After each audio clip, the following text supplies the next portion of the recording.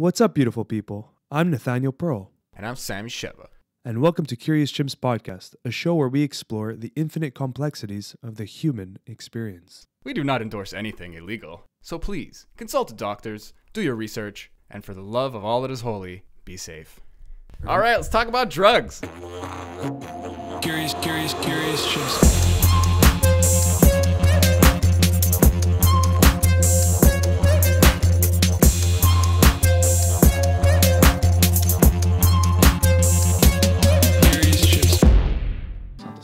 Then I realized that I'm only human.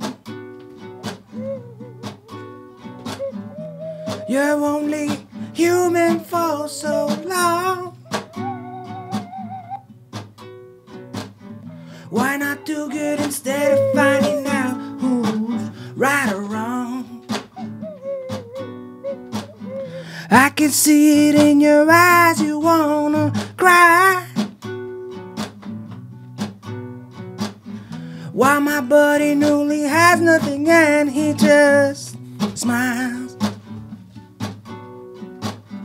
Have you ever felt real pain?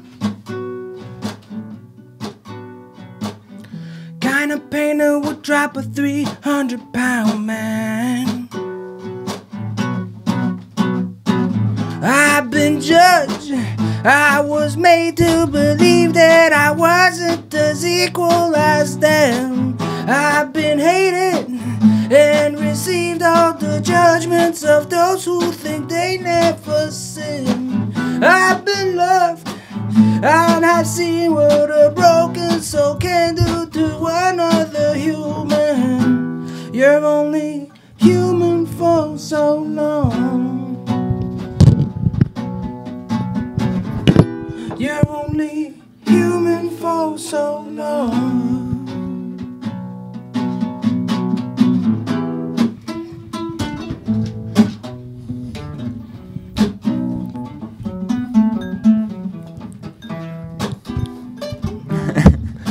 We need drums. I'll get you. You have drums? We all have different battles in Oh yeah, I our forgot. head. Nice. It doesn't fucking matter because there is an end. You don't bring what you paid money for. Only the values and memories that your clothes won't store. I've been judged.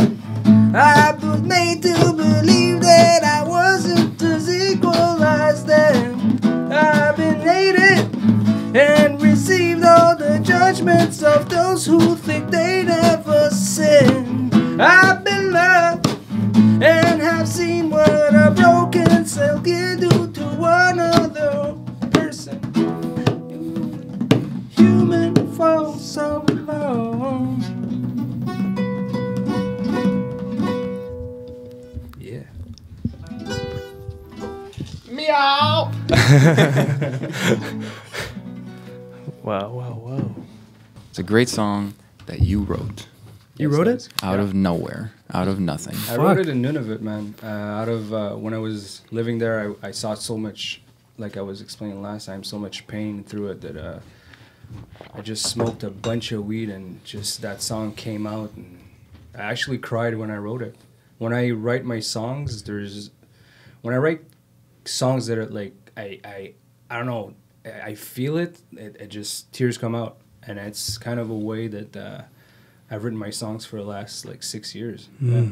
I felt it in the song. I felt the emotion behind it. Yeah, there was a lot of pain. There was a lot of. I speak of my friend Nuli in it, who's one of my Inuit friends who lives in. This guy had nothing at all, nothing. Like he would come to the restaurant every day to get his coffee, and I would pop up. Like sometimes I would steal a muffin and just. Well, for me it was free, but I would have to pay for him, and I would just give it to him. And sometimes I wouldn't finish my plates, or I would eat half of it. I would give it to him. And he was the poorest guy I ever met, man, and he was just smiling all the time. That's why, man, I said like you look like you want to cry, but I know my friend Newly has nothing, and he just smiles, and that just brought a lot of, and he brings a lot of memories, man. And he actually, I told him I was gonna write a song about him, and he said, "Oh, where's the song?" And he kept bothering me every day, like, "Where's the song?" And I said, "I wrote it, man," and he was fucking happy, man. It was Fuck. kind of a gift of what he gave me. Like, he gave me a lot of, showed me humbleness in a sense, I think. Have you titled the song? We're only human. Yeah. Meaning it's as simple as that. We're man. only human. We might just name the podcast that. Only human. 50 episodes in, we'll change the name. I meant the episode, but we'll change the whole fucking... No, never, man. Curious Chimps is like so there, man. It's like... It grew into its own. Yeah. That's what it feels like. It just... The name was one thing, but just everything behind it, it is a curiosity. I always remember picking the name, and I had I gave you a list of like 30 names, and I was just having fun trying to be clever and like think of cool, like funny puns and stuff, you know. And he just comes out and he's like Curious Chimps, and I was like something rings that's really clean, but I didn't feel it because it's like you talk about McDonald's a lot. Like you watched The Founder. Yeah. Is that what it's called? The movie with the McDonald's movie. Michael Keaton there or whatever. I've never seen it. It's a great I thought movie. of the same thing when you said that. Yeah, McDonald's. It just sounds right. That was the whole shtick at the end of the movie. Almost, he's like, you guys have a good system. You guys made such a good, like, model. But what you really had, you didn't know what it was, and it was the name. And that really does go unnoticed because it works so well. Oh, let's go to McDonald's. There's something homely about it, and then you can abbreviate it like we all do now, like McDicks, Mickey D's, like whatever. Yeah. Golden Arches. There's even that's its own other marketing thing, but it's got a catchiness to it, and like you wouldn't let up. You know, like I wasn't married to it, but you were. Yeah. And then when I noticed that, I just went like, okay, we're going with it. I'm just like, I'm gonna give this to you. I'm not gonna fight, and I'm so glad that I was. Like I wasn't down, but I was down through you. So I just went out and fuck, man, it's catchy, it's open enough. It kind of encompasses something. It's kind of a little ode to Joe Rogan, you know. It's definitely influenced. you can see it, yeah. Yeah, it's definitely influenced. I was like, Chimps, we need something with chimps, and then Curious Chimp. But it's weird because I envisioned the logo would be like a wormhole. You know, the wormhole is like it basically looks like two C's backwards, one forward, one backward, and it's like the wormhole. That was our first logo before we got this beautiful one that we have now. From shout out to Greg Miller. Yo, seriously, Gregory with an E. He did amazing work, and you don't see it right off the bat when you look at it. But I think you shared something where you went into details into the picture, and I looked into it, and I was like, wow, okay, there's a lot of details in this. Yeah, and he's good, man. Yeah, and entitles everything about the podcast at the same time on the picture. So that's amazing. It was a fun little collab, you know. Like he's 100% the artist, you know. But I just had this image, this idea, and it was very makeshift. But it's like a monkey on a meteor or something like that. That was you actually later, I think. But then I was like thinking a monkey that's like curious, scratching his head, but he's picking his brain. Yeah, like that one was me. And then so like we both had ideas, and then he was like the filter. Because he knows what it's gonna look like already, but also just kind of going along and changing it as we go, and us giving input as he gives us stuff. And it was it was fun. It was a simple process because he made a show. Like he helped make a show where it's like this trickle down information, and you're in groups and shit, and it's so complicated. But we just had this fun little time making this thing, and it came out so well. All three of us were super like happy and proud of it. Like, dude, I can't imagine it. He's the perfect person to do that. If he did Midnight Gospel, and then like if someone comes with an idea and then he just pictures it, and he's able to pick what you're saying and put it into a picture, that's just wow. And what was incredible was that we were all on similar wavelengths, but we weren't all meeting at the same point. And then I don't know what happened, but it just clicked for all three of us. Like he sent his first draft, me and Sammy liked it, but then we were like, oh, like something. We started feeling like we're being annoying. We had that conversation for sure, yeah. But then Greg just clicked too, and it just like the minds met at the pinnacle, at the point, and it just I wouldn't have it any other way. The way it looks, it's just No, it's perfect. Yeah. It's beautiful. Yeah. And since then, you guys had so many podcasts and so about I forget the names, but there are certain psychedelics. You had the lady and her husband. yeah. Iboga. Oh, Iboga. Yeah, I Or listened to Ibogaine that. specifically. I listen basically to everything. Like I work on the road, so Yeah.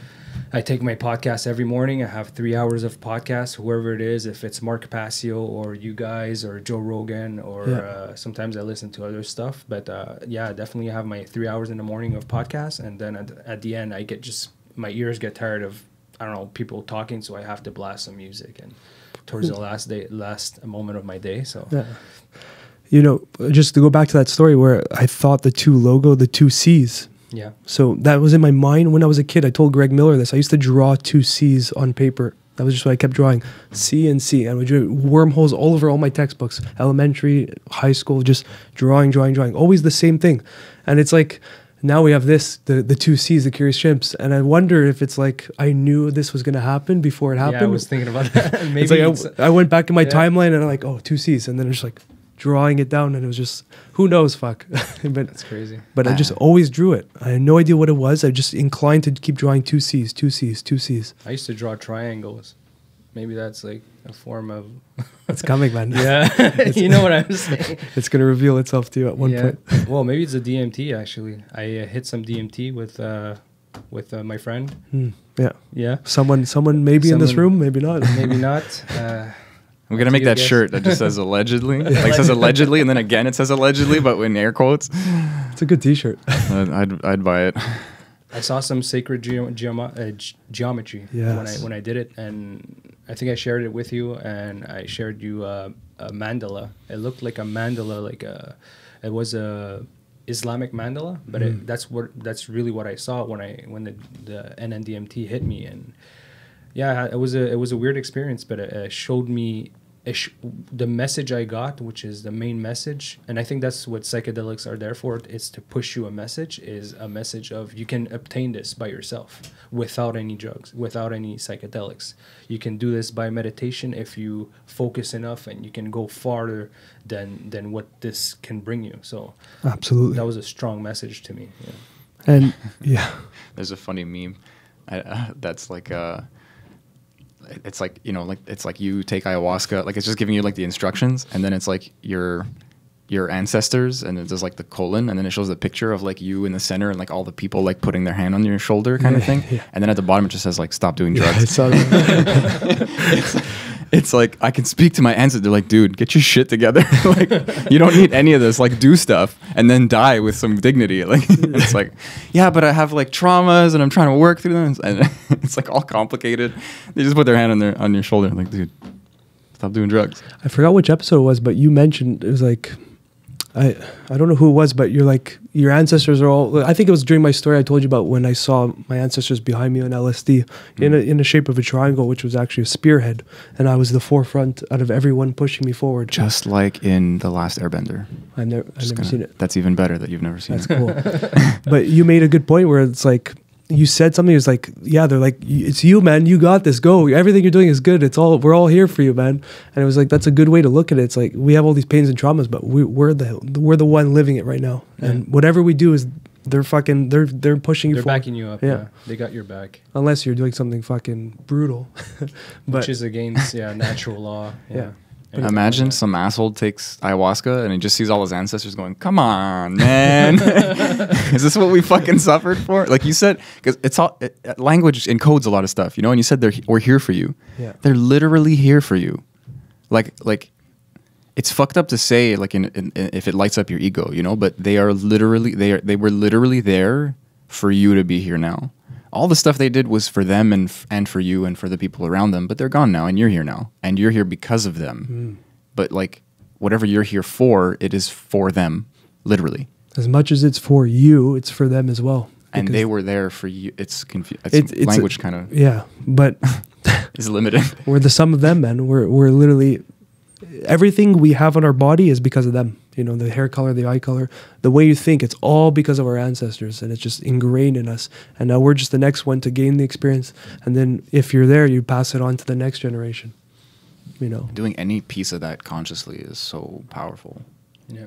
That's some deep stuff. Yeah, and people wonder about purpose, and this goes in a lot of people's minds of life purpose. I need a purpose. Just existing is such a powerful purpose because you're here now. So it's like it's a good reminder too that yeah, you want to have a direction in your life, but also just you survived the fucking billions of years of evolution to this moment, and just that alone is you already won the game. Yeah, Gary Vee has something where he says you have a 1 on 400 trillion chance of being a human being. Just that is like you get hit by lightning. What's the odds of that?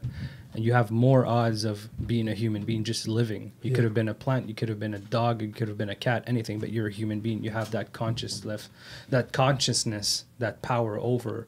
So that's already a big power, man. You have to use that to exist in a right way, I think. Like to do the right thing. Yeah, and even if you don't look at life form, just sperm cells. Like, what is it also? Because he had a quote about sperm cells. It's like you're the best swimmer out of the I think it was 400 million sperm cells or trillion, whatever, and you're the one that made it. So just even before coming to life, you had a huge battle of odds. Yeah. So you're like the 0.0 of 100 zeros%, and you're here, and now being here is also 0.0 of 1,000,000%. Yeah. So it's like we beat all odds. So I wonder about some people though, if they were the best swimmers.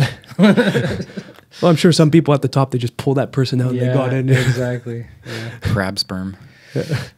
Pulling each other down. So man, I don't even know where to start, but well, we already started, but you had a book. Last time I came, we talked about The Alchemist and how I was going to share that with people. And that's what I did. So I brought The Alchemist. If you haven't read that already, you definitely have to. Yeah. It's a spiritual. It's a book that I devoured in 4 hours, like I said last time, and it just opened up on how the universe can talk to you without you even noticing. And it's a book I will reread every 3-4 years. I will reread, and I'm really gone into books now. I think there's knowledge passed down for some reason better than videos, because it's there to stay, like through the ages. When I die, this book still will exist, unless there's a big fire around the world. It's maybe it's one of those stories that it's like it's not generic, but it's a story that's been told so many times, but it never loses its value. No, and it sticks. And it's such a simple read. It's like it's such a clear message, but it's just the morals and the deeper meaning is embedded in the words.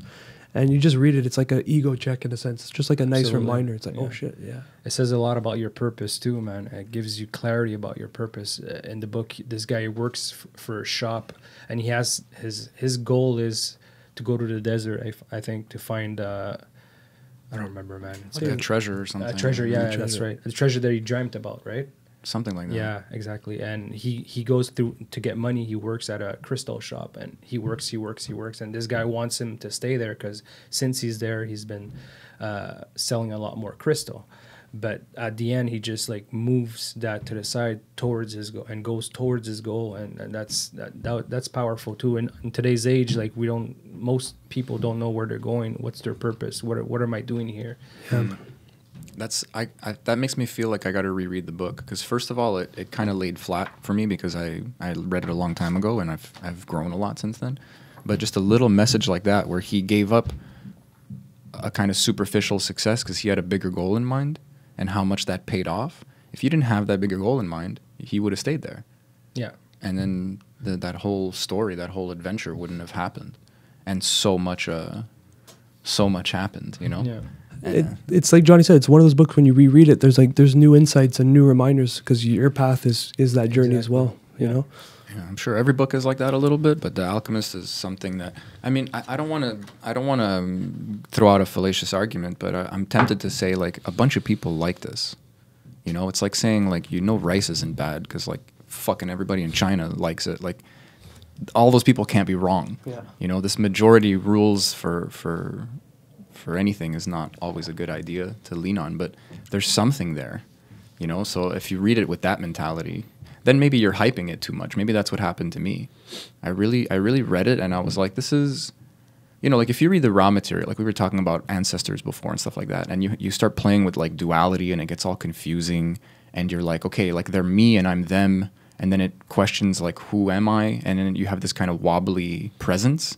Whereas this book, there's like a protagonist, and it's this kind of like a Neo Matrix story where, you know, they like there's a kind of empty space in the book for you to place yourself and to go on this adventure, because the main character is a little vapid in some ways, but just has enough of this kind of like childlike need to perpetuate the adventure. Like they know they're being read, because it's a story. It was written. It's all on purpose. But there's this. I want to say simplicity, but I mean it as a compliment. You know, like there's a direction that leads. The next step is like, how does this affect my life? It's not. There's definitely going to be a comparison when you read it, and you're going to put your. When I read it, I compared my life to where I was, where I'm at now, and where do I want to be. That's what happened when I read the book, and he would say like, oh, he's working at this place, like the crystal shop, and I was like, oh, I'm working at this place, and I'm not seeing the end of it, and like I'm not seeing where I want to go, and then it helped me kind of to click out of it and just. What is the purpose? What are you trying to do? So after that, I kind of had an idea of where I wanted to go, and I have my goals. I'll keep them like my oranges in my head and my thoughts, and then I'll portray it to the oranges. To the universe. Sometimes watch the last one. Yeah, you'll get the oranges thing. So we had a great idea with this book. I don't know who came up with it. We'll just say it was your idea or collective, whatever. Yeah. But we want to send this out. You know, definitely, yeah. We want to send this out to a listener, and we had a beautiful concept where when you receive it, you can sign your name. We're going to have our name signed. Johnny already wrote a nice message inside. I'm not going to spoil it. And then I'll write something, Sammy can write something, and then the next person who gets it reads it, writes something, and then sends it out to someone who needs it. Definitely. And the whole idea was that maybe one day, we don't know where it's going to go. We'll call it out in a few podcasts in a year from now. But if it returns one day with like 100 signatures or even more, how cool would that fucking be? I think, yeah, we can put like a return address somewhere on the back fold or something, and someone will just be like, well, there's no more space on this on these papers. Maybe you even start signing in the seams, like in the margins, sort of like in the book. Well, there's a lot of blank pages, which is actually cool because there's space. So we'll have like the return address in the last corner, and be like, when you fill it up, just fucking send it back. Yeah. Or even just like you can put Curious Chimps somewhere. So like if pages get lost or something, or if something gets removed, like you can just go on the website and find out, kind of thing. So like hopefully it does make it back to us. But I do remember now, not to take credit because it wasn't my idea either, but I remember my friend, like a friend of a friend that kind of became a friend. She's like this older woman, a friend of the family of my best friend. Her name's Betty. Betty? Oh my God, I haven't seen her in years and I don't remember her name. I think her name is Betty. She's very charming and very like spiritually inclined. The way she talks, there's something very open about her. And we were talking about The Alchemist, and I hadn't read it, or I read it in part, and she's holding this book that she owns, and she just pulls that like, this is yours now, you know? And then I was like, I get all cagey, and I'm like, oh no, I can't take a gift. I'm not worthy of this awesome act of generosity. And she's like, just give it to the next person. Like, just read it and then give it to somebody else. And I was like, that's really cool. And I saw her name was already signed. So then that idea kind of started getting formed. Like, I'll put my name in it, and then you'll pick up this book and you'll see this fucking daisy chain of names, and you're like, holy crap! Like, this got bounced around. Like, there's something. Every book gets bounced around. Maybe not the exact copy, but there's something just so cool about that. That's gonna be so cool, and I'd love to get that started with this book as well. Yeah. We have a second book. We have a second book. First, before we get into this book, this is seriously a book that's important to me, and I wanted to come in with this, starting by who I was before a certain tragedy in my life. When I hit 30 years old, when my sister passed away. She had a liver problem, and she got operated. And I think I met you after that, the moment after. But to people who know me, I was more of a egotistical, more asshole kind of guy. You know, I would pick fights and I would be that guy. And when that happened, it was kind of life giving me a slap in the face and telling me like, yo, like life is fucking short. Like, you better do good, because all that negativity is going to catch up to you, and you're going to have nothing good after that. So that definitely hit, like, it kind of it hit me hard, man, in my life. I suffered emotionally, but with darkness comes light. And that's what I noticed. And I kind of grew out of that spiritually because of what happened to me in 2000. I know I'm babbling. I'm sorry. It's just all good. Yeah, man. Musically, I think, like, when I was explaining to you, when I write my songs, I start crying when they're emotionally strong. It's because for some reason I have kind of a communication. It'll sound crazy, but I kind of talk to my sister, and my sister comes in, and she, if I don't know, man. I know if the song is good, I'll just start crying of happiness. Like, I'll start, like, bawling out of happiness. And that's a crazy emotional connection that I say, in my opinion, that I have with my sister.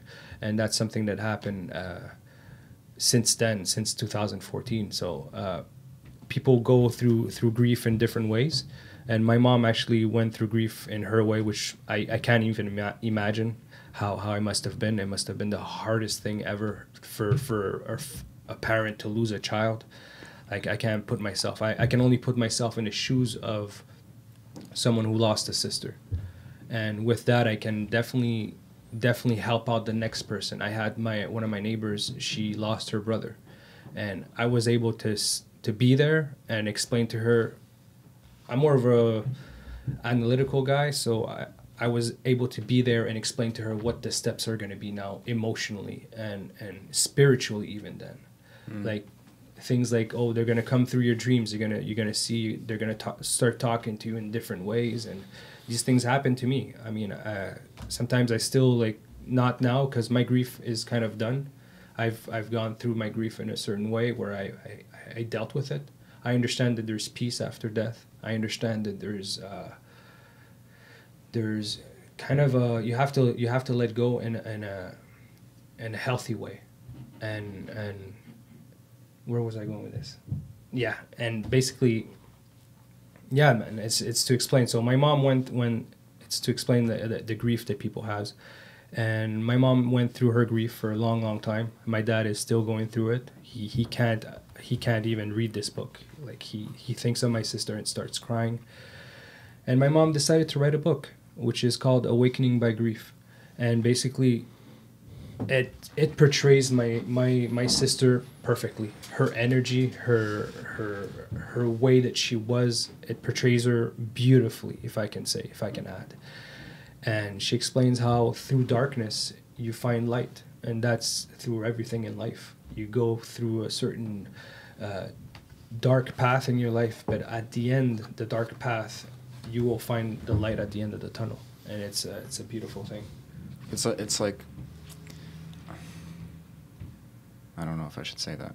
It's cheap to say for a lot of people, but when you hear it from someone who's lost their fucking daughter or sister or something, like, this is an immediate family member, and it's fucked up to say, but it hurts the most. You know, Definitely. It might hurt less if it's an uncle, someone older, an estranged family member, blah blah blah blah, whatever. It's there's a familiarity that gets robbed, and then, like, the house is empty. Like, it's a very strange. A piece of you is gone. Like, it's so fucked up. So that this is like when someone says, like, you know, through the darkness you find the light. There's like a cliche. I can hear my brain, like, filing it away, but like a hand comes out of nowhere. This reason comes out of nowhere and says, no, look at this, because this is irrefutable. And that's, I don't know, that's just, I just find it funny to see the way my brain works and to need an extreme example to kind of, like, give it credit. I don't know. I'm just kind of exploring that. It's strange. It goes against, a parent losing a child goes against all evolutionary systems. Yeah. You know, it's not supposed to happen. It's supposed to be the reverse.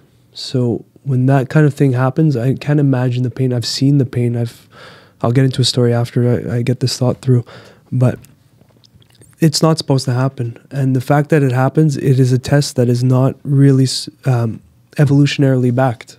You know, We don't have that wisdom inside to experience that, because it's usually the opposite. The child outgrows the parents die, and the child carries on the wisdom. So something is like kind of cliche, where it's through the darkness at the end of the tunnel, whatever, the light is at the end of the tunnel. For a parent to say that, to really work through that pain, and to say that with honesty, that's the power in that quote, and in that wisdom behind what she's saying, because it's something that happens, and you don't have like a blueprint to follow. It's like the pain. Definitely not. Yeah, no, and it's the not. pain is not many people not many of us can relate. I don't have children yet, but I can't imagine. I can't imagine that kind of pain a parent would go through. It's the day I knew she passed, dude, I had never cried that much in my life. My eyeballs were hurting from tears, and no more tears would come out. That's how bad it was. It's so bad that even I don't have, and I say this all, there's no people that I hate in my life. But if I would hate someone, I would not even wish that upon them. That's something that's harsh. I had a friend, he had this guy he doesn't like because this guy stole from him and I don't know what. And he says, I'm going to laugh in front of his casket. And he said that. And I repeated to him like at least 25 times. You do not want to wish this upon your enemy. You do not want to wish this upon. Yeah, but you do not want to wish this upon your enemy. You do not. And I start to get like, I start to work me up. You know, you don't want to wish that upon your enemy. Death is not something that you want to wish upon your enemy. You know, I always use the word conjure. Like, you don't want to conjure it because it's coming for all of us. It's coming for all of it. Exactly, man. You're gonna go through it. So you never know when it's gonna happen. I might cross the street tomorrow and something. You know what I mean? Like you never know.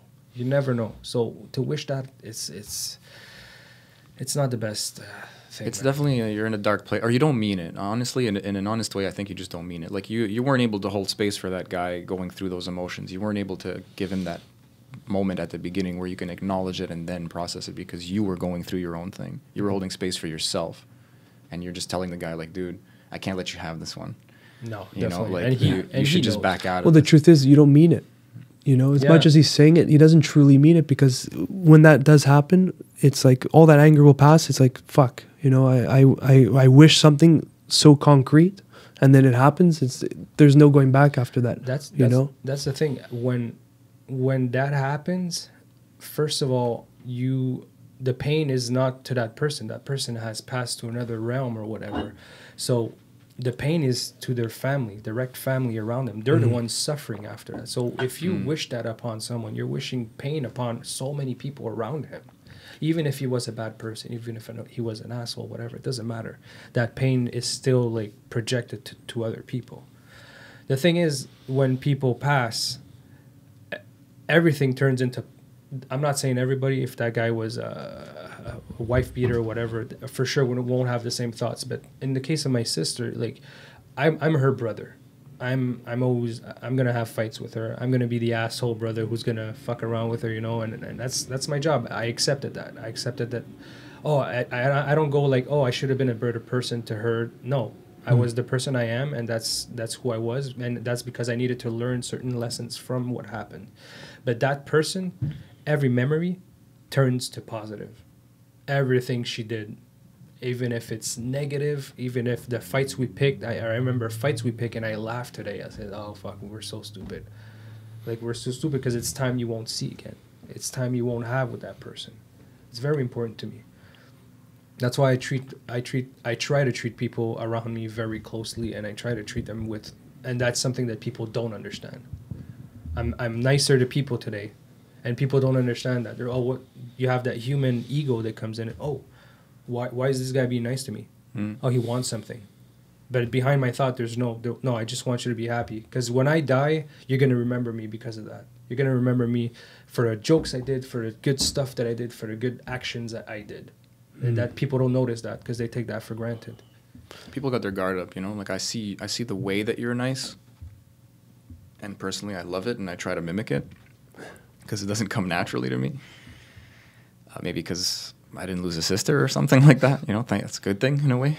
I get to suffer from your, I get to benefit from your suffering. Anyway, I'm just thinking out loud now. But it's a learning process. You learn from it, in a sense. It's not. yeah, of course. No, I'm teaching you without knowing, just by being myself. that's the best teaching, Yeah. you know. But it's, I like the way you put it, because people will be guarded at first because they don't know what your intention is. Being nice is not always so simple, but you don't baby people.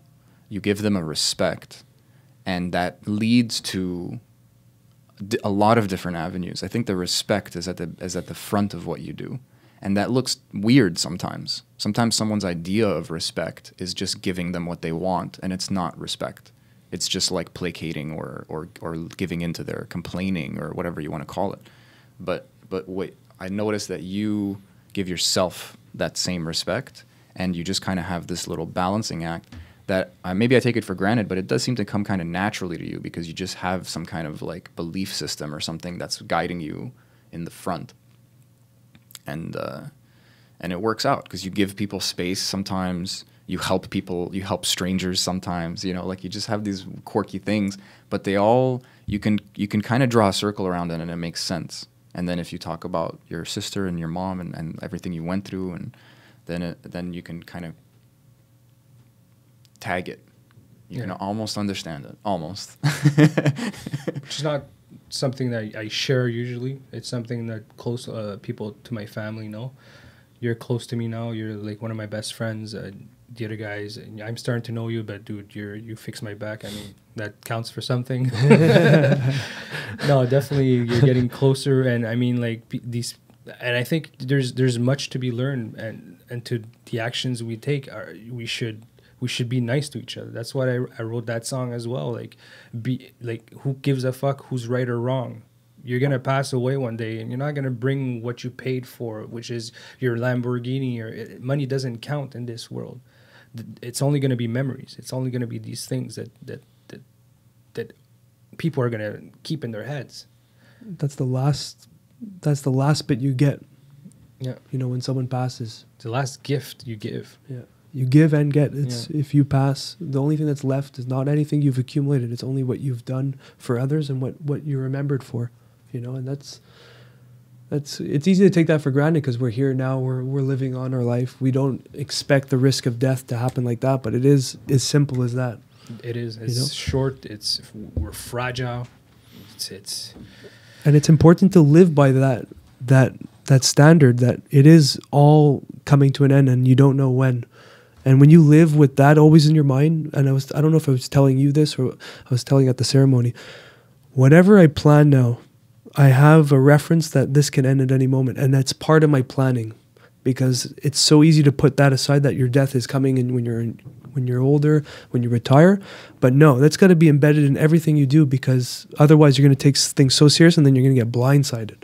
Absolutely. You know, by a disease or by something that just switches everything off, or as concrete as death, and then boom, what happened to your goals? They're not there anymore. So you need to have that humble humility part of everything you do. And once you get that, like what happened when I was 30, I met this guy maybe 2 weeks after, and nobody knew.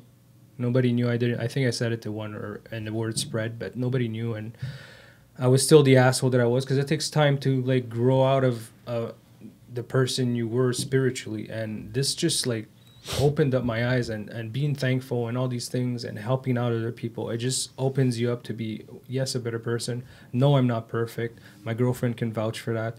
Like, I'm an asshole sometimes still, and that still appears, but like that is essential to be like how can I say this, like going through hardships like that can be a good thing. And that's what I want to push. Like, if you're going through depression or anything like that, it's a good thing that you're going through that. I'm not saying like it's good, but through that you will learn so much about yourself. Yeah, it's true. It's like it's a great motivator. It's fucked up to say, but it's like it's fuel. But you don't see it in the moment because your vision is clouded by dark thoughts and all these things. But you also feel like invalid, you know, like you're going through something that's maybe like kind of incapacitating you, if in parts, if not completely. And then for someone to say like, you're doing so much growing right now and you just don't feel it at all. You feel like a tree being chopped down, like like branch by branch, you know, like slowly and systematically and inevitably. And then someone just goes like, nah, this is good. And you're like, fuck you, bro. No, how can this be good? Yeah. And it's not like, it's not simple. It is a blanket statement, but it's fucking true. It's gonna be you and you. But it's only for when a you're while. out of it that you see, oh, that's why I had to go through that, so I can be this happy person today that I am, because I know where the darkness is. Yeah, it's like a forced growth. It's a fast growth, and it's pain, growing pain. I guess you could use the analogy like a physical. There's growth. no growth without pain, actually. And I don't know if that's true. A lot of people, a few wise ass people, and I don't say that sarcastically. Yeah. A few very wise people in my circle are telling me like that's kind of for speaking for me personally. I don't know if it applies to everybody or if it's a kind of stages thing, but I'm being told by a few people like that might not necessarily be what you need. And if you keep thinking that's what you need, then you're only gonna maybe pain is inevitable, and we're going to learn from those things, no matter what. But we don't need to only learn from pain. Maybe that's what I'm. it's an getting avenue. It's there's many avenues of growth, but the ones that stick and the big wisdom filled lessons are usually born from pain, born from something that's. And that also, you have to change your relationship with what pain is, because something negative that happens to you is negative subjectively, but it's happening. And you know, when you work through the process and find your presence again through it, that's the growth. And we've labeled all these things as painful and hard, and they are painful and hard, but they are just part of the existence of being. You know, when you deal with the death of a sister, the initial response is probably the worst feeling in the world, like this deep, something's gone. But that gives you a moment to find yourself again and find what matters and create value for yourself. And then you get to this new height.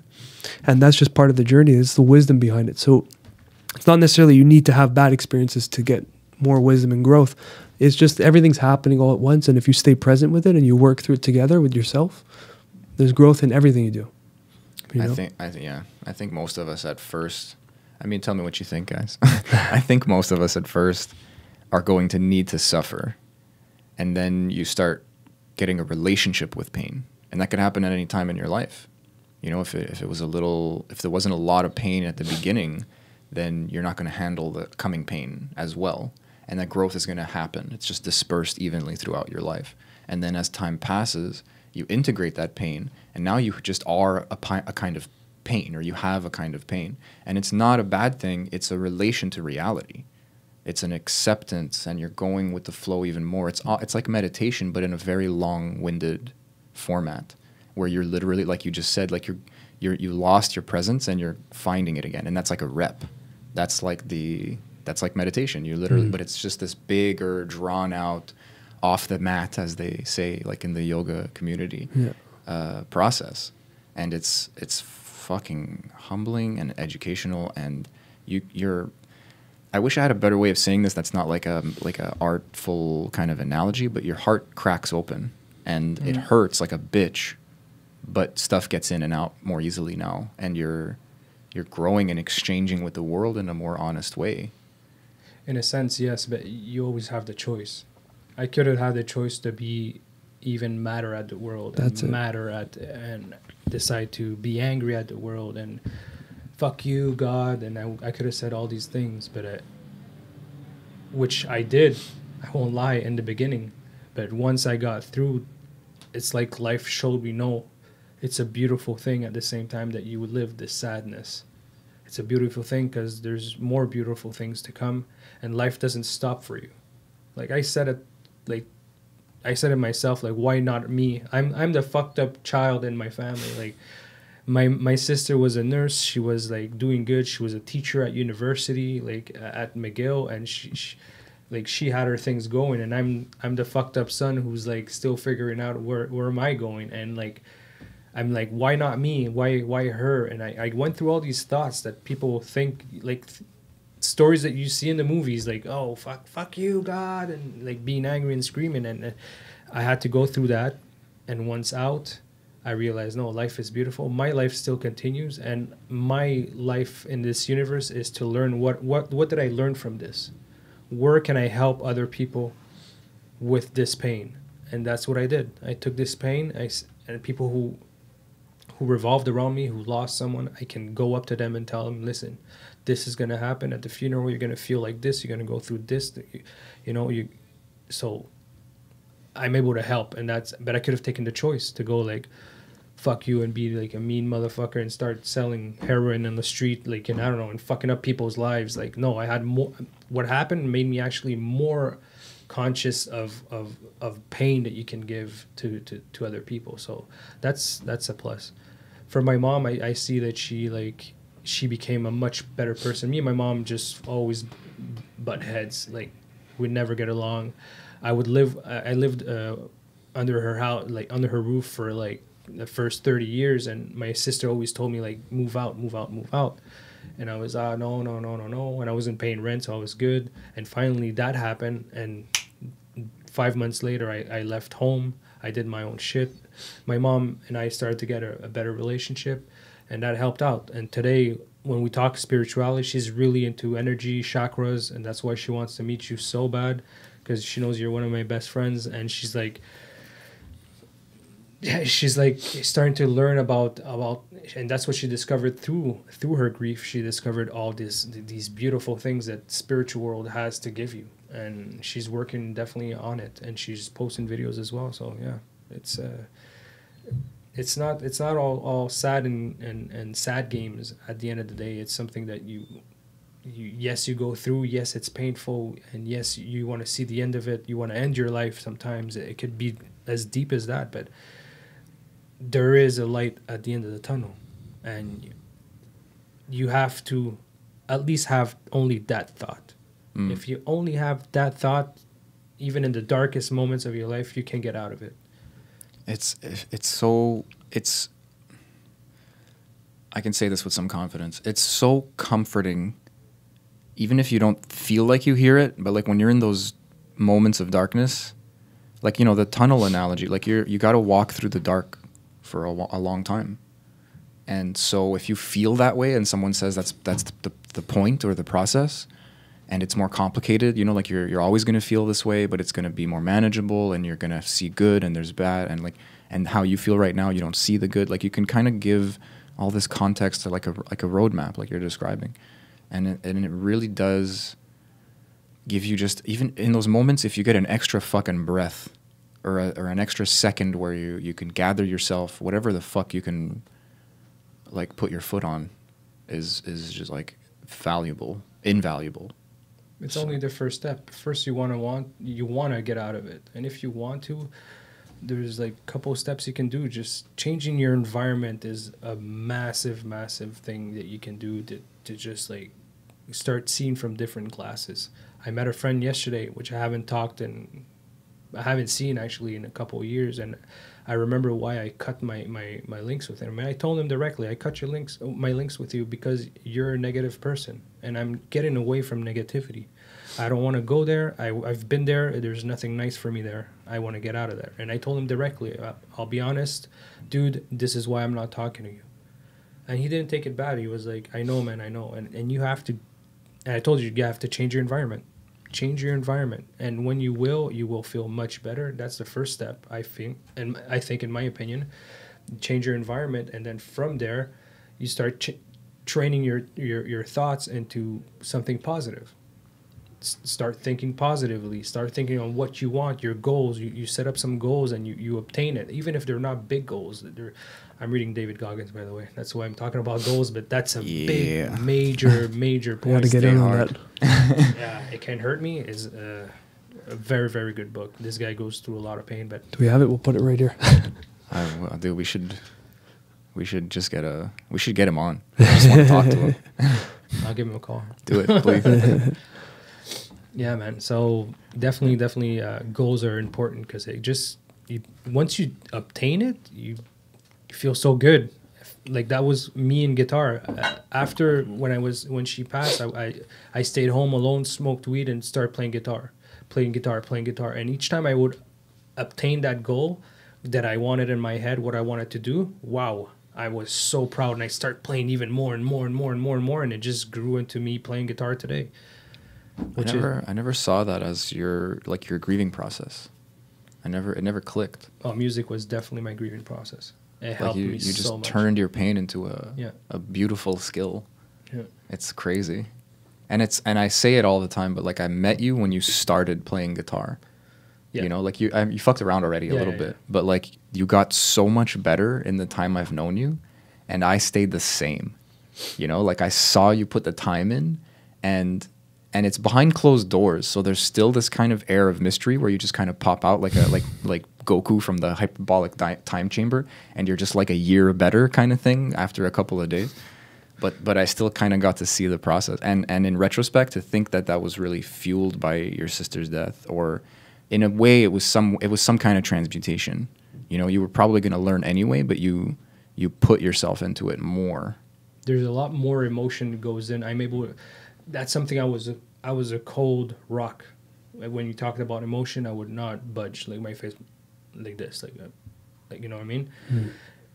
Now when Your straight face kills me, man. I'm a straight face guy, man.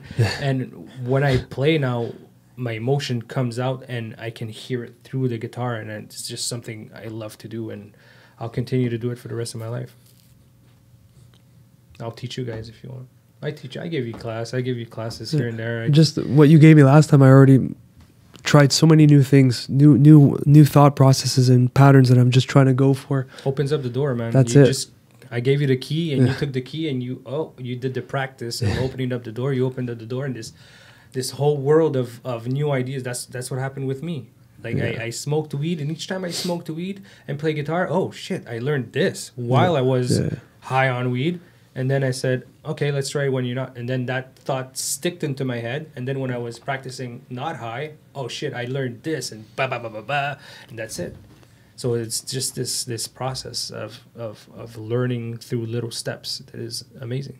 Was it conscious at the beginning, and you were like putting your pain, like kind of pouring it into the guitar, or was it just you like kind of just, was it just like a way to give yourself permission to like do something new, sort of, you know, like you got a new job and then you're getting better at guitar, like you're just trying to find ways to, because you know, smoking weed, like you're giving yourself a space to grieve, and a lot of people maybe don't do that because they, I mean, you know, a few months or years pass by, and it's like a kind of allotted time when you think you should feel better by now, but you maybe just didn't take that time, you didn't do the work, you know, and there's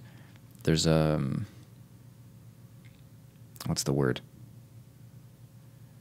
There's a guilt. There's like a you can maybe get trapped and think I shouldn't be doing this, and I should be. I want to make this more meaningful. I want to make this mean something, or I want to put this aside and just kind of get back to my life. But like, did you sit down and say, I'm gonna fucking get high and play guitar because I need this right now? The first moments, what happened of my life, I went crazy. I went skydiving, I went bungee jumping, I went scuba diving in the same year. I got my license, my motorcycle license. I wanted to go all out. Like, let's live life, let's go adrenaline.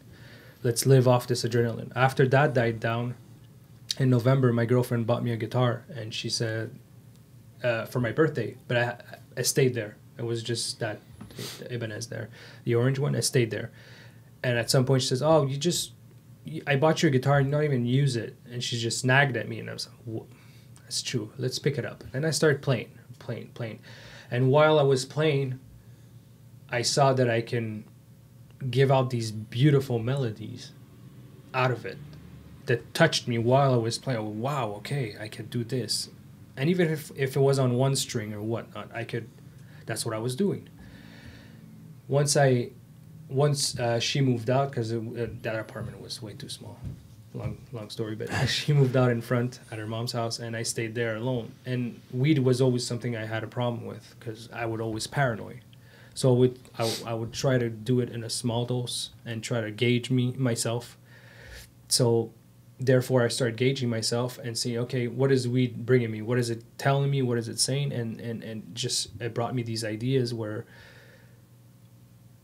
you're feeling this. Consciously do it. Like, consciously, like, go through it, I mean. And the guitar just brought out all those emotions out. And that's why I would play, and it sounds stupid to most people, and I don't care, but I would start crying in my living room while I was playing guitar alone, but I was alone, so I don't care.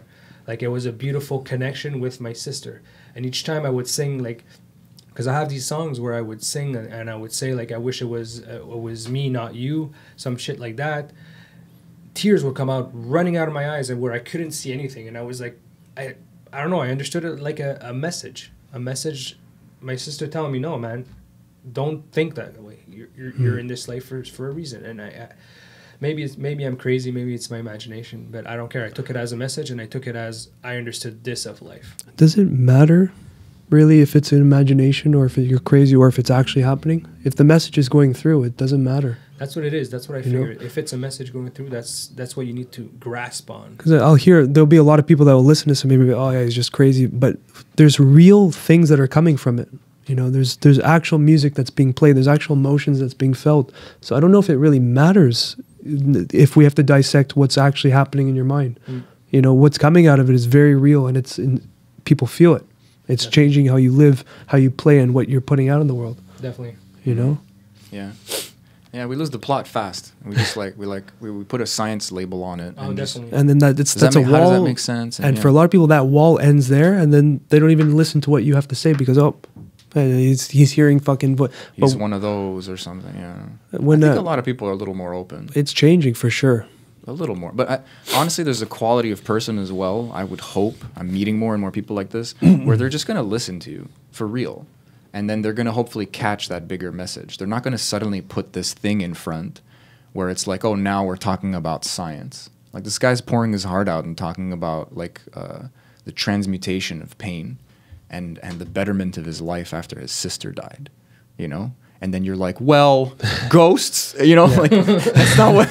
That's topic for another day, sir, you know? It's like the conversation we had with Ronan Levy where all these people are doing it was a few episodes ago where the people are doing psychedelic therapies now, and they're working in clinics and they're working with the psychologist, and the psychologist comes from a scientific background, not necessarily from those spiritual psychedelic communities, but they have to hold space because these people are having almost religious experiences, and they're describing seeing Jesus or seeing Buddha or seeing whatever, their parents coming to talk to them, their parents that passed away.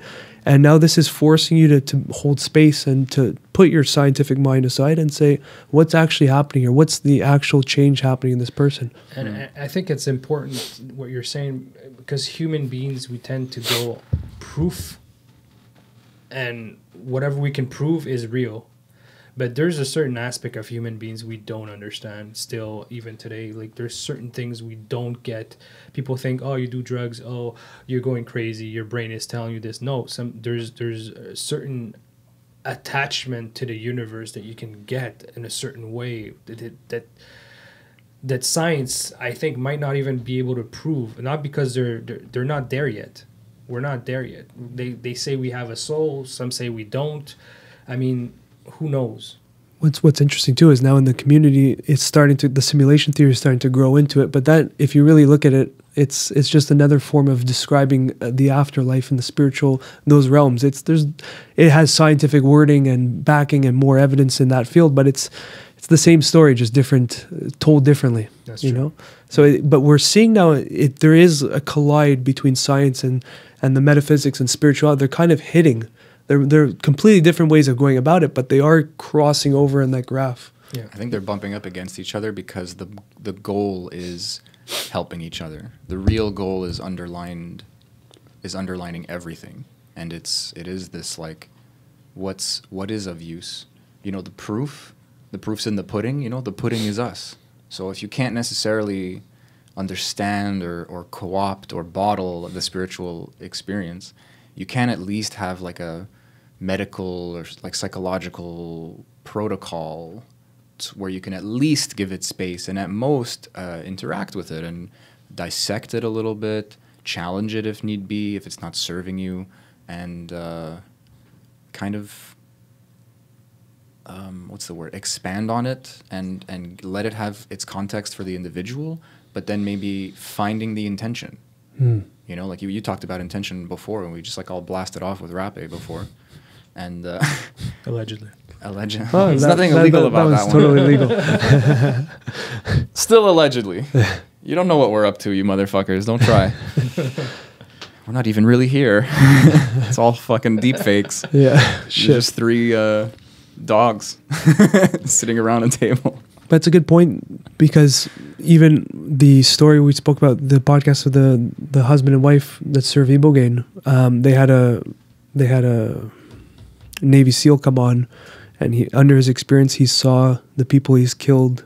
He saw his friend that died in the war when he should have died. His friend died from an explosion, and he saw all these people in his vision. Now, we can argue with the scientific reductionist mind that it's just chemicals in the brain. You're just going through past memories, and when you strip that away, none of that exists, and you're just here right now, and they can go dissect it all the way to the molecular level of what that substance is and your memories and everything. But Beep, beep.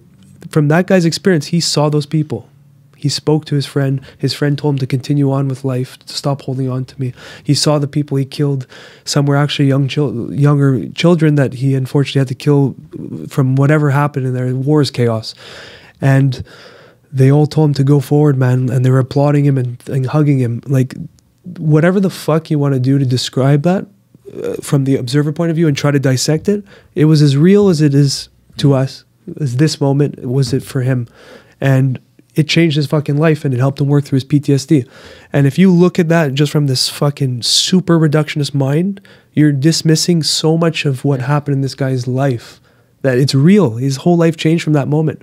So it's cool that we're going down with the scientific lens and we're trying to see what's happening, but it's also important to know what's actually coming from it, you know? We're in such a world where we need proof and this and that. You see, with whatever's happening, oh, mask, no mask, this, that now I'm just like overwhelmed with this emotion that oh, well, my research shows this. I'm such right now in this world that I'm just I'm tired, man. I'm tired, and I don't want to fight it no more. So, like, I understand what you're saying absolutely, and it's I totally agree. I see that whatever experience a person has, it's got to mean something. It's got to be true to them. valuable. Exactly, Yeah. it is. It has value, man, and you can't take that out of the equation when you're observing something. Yes, the scientific mind and the scientific method has done so much for humanity. We have to agree on that. We're talking through science right now. Yeah. You know, you're listening through science. It's such a powerful tool, but now we're seeing where it's butting heads, and it's reaching this pinnacle where the science and the spiritual world and the spiritual mind have to kind of coincide, because they're overlapping and we don't even know it yet. You know, and that's what psychedelics I find are really illustrating that, because these experiences are happening, and you have to take that leap of faith, because the personal experience is so powerful for some people that you can't refute it, because there's actual physical changes coming from it. You know. Yeah. I guess there's just a time and a place. You know, there's it's some people's job to go in and dissect that, because who knows what you'll find, and who knows what you'll be able to reverse engineer, and then maybe you can help more people. And you know, there's always that who knows mentality, and it's kind of what humans are. You know, we're just like we're curious chimps. You know, we're programmable monkeys, and a lot of it is baggage and society and upbringing. But something in us wants to know and know and know and know and to know. Until we drown in question marks. I think it's the same thing when I spoke about with my goals, having that death in mind embedded in my goals. I think science has to have that level of humility that, hey, 100 years ago we believed something completely different, and science proved that wrong. Yeah. And then 100 years from now, what we believe in science probably might be completely different. So you have to attach yourself to that humility and that question of I don't know, and the what if, and is this concrete 100%, or is this a 99%? And then keep that 1% with you, whatever you do in life, especially in the scientific world. You have some that are so strict on their reductionist mental, like a Dawkins type of guy, where it's just like, nope, doesn't exist, nope. By nature, they're specialists. That's their job. So it trickles into their psychology, and then they see things in a tunnel. Does that not become a belief in its own?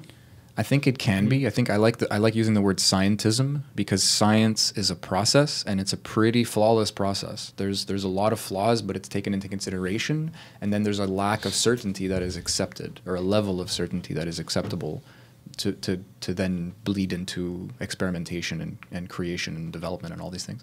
But it turned into a little bit of a religion, or a little bit of a belief, a limiting belief structure, and you know, everyone will agree science is awesome, but I think a lot of people will still easily agree that, you know, we're all kind of like backseat scientists now. And we all think things should be certain ways because of what we've learned so far. But a good scientist doesn't even think that way. And some people, it's their career, or it's their mentality, or they're a teacher now. Like, some people don't have the luxury of keeping their mind open. And that's their job. Like I said, I value these people. Where being a scientist is having an open mind. Scientism is having that mind closed, believing certain things of science that has nothing to do with facts and what science really is. Letting existing facts hinder progress. Yeah, exactly. That's what scares the shit out of me, especially if you can help people. And other people, and mostly scientists probably too. Intention, man. Yeah. It's all intention. It seriously is, man. And whenever you do something, even if, like, that's something I learned about myself. If I do something, I do it with good intention. If that person, I would see people from my past, right? Mm-hmm. And I would say something as, you're an asshole. You're saying that because they have that image of me being an asshole because they met me that way. But now today, I'm not that person anymore. I'm become a better person. I do it with good intention. Then it's all about intention, because I feel good about what I did. My action that I took, I feel good about it. If you believe whatever you believe, that's your problem. That's not my problem anymore. You're still going to get the natural ups and downs of life, but if you have an intention, and maybe science doesn't have an intention anymore. Maybe we're just trying to dissect everything and build everything, and we're not really sure what that's going to give. I think it's growing now. Like you said, it's coming to a cross point where they're legalizing psilocybin, and they're moving towards. They see it could cure like PTSD. They see these things, so something's happening there. But what they don't understand is that comes with a fucking baggage of spirituality behind you that nobody fucking understands. Science people don't understand because they don't believe in it. You can't detach the two. That's the craziest part about the psychedelics, because psychedelic, it unfortunately, we spoke about this in previous podcasts, but there's ways, and you're saying it too, where through DMT you were told that maybe you can achieve it without it. And that's fucking true. You can achieve it. Going to the Vipassana retreats, practicing meditation, you will achieve those states. But we're in such a momentum-based society that psychedelics are just like a fucking, you said it last part, it's like they're throwing a shoe at you, like the plant medicine is throwing a shoe at you, say, hey, fucker, listen to this. And all that baggage is attached to it, and you can't detach it. You could look at it and be like, oh, try, but it's so embedded because it's personal experience. There's like these ancestral experiences that you're having when you drink ayahuasca that you can't just divorce the two and just look at one aspect. And that's what we're talking about with the Ronan Levy, where the psychologists now have to change their approach to treating their patients, because their patients are talking about these out-of-world experiences, meeting God, meeting Jesus, meeting whatever, and that has to be embedded into the therapy now. It can't be out of the discussion. That's crazy. It's amazing to see. And look, there's some people I spoke with who have no spiritual experience through psychedelics. That's pretty cool. I look at it, but they still have this feeling, this global feeling behind it. It's not like an individual experience, but they're not necessarily meeting a god per se, or a deity, you know, which is fine too. But everyone is having very similar, not spiritual, but experiences that are just above human, just like they're. And it all comes down to the same theme. I think almost everyone you talk to with the psychedelic experience is about connectivity. They just feel connected all together, you know? And it's cool to see that the psychedelic slipping through, but it has all that behind it. You know, it's like a big trailer with a bunch of passengers. Makes you wonder why they try to block it for so long. You know, I think they knew it. They know that it has this kind of power, and now they're just starting to release it out in the public for people to see what it could do. But yeah, that's always interesting. Well, I would love to know if it was very deliberate or not. That's always something I was curious about.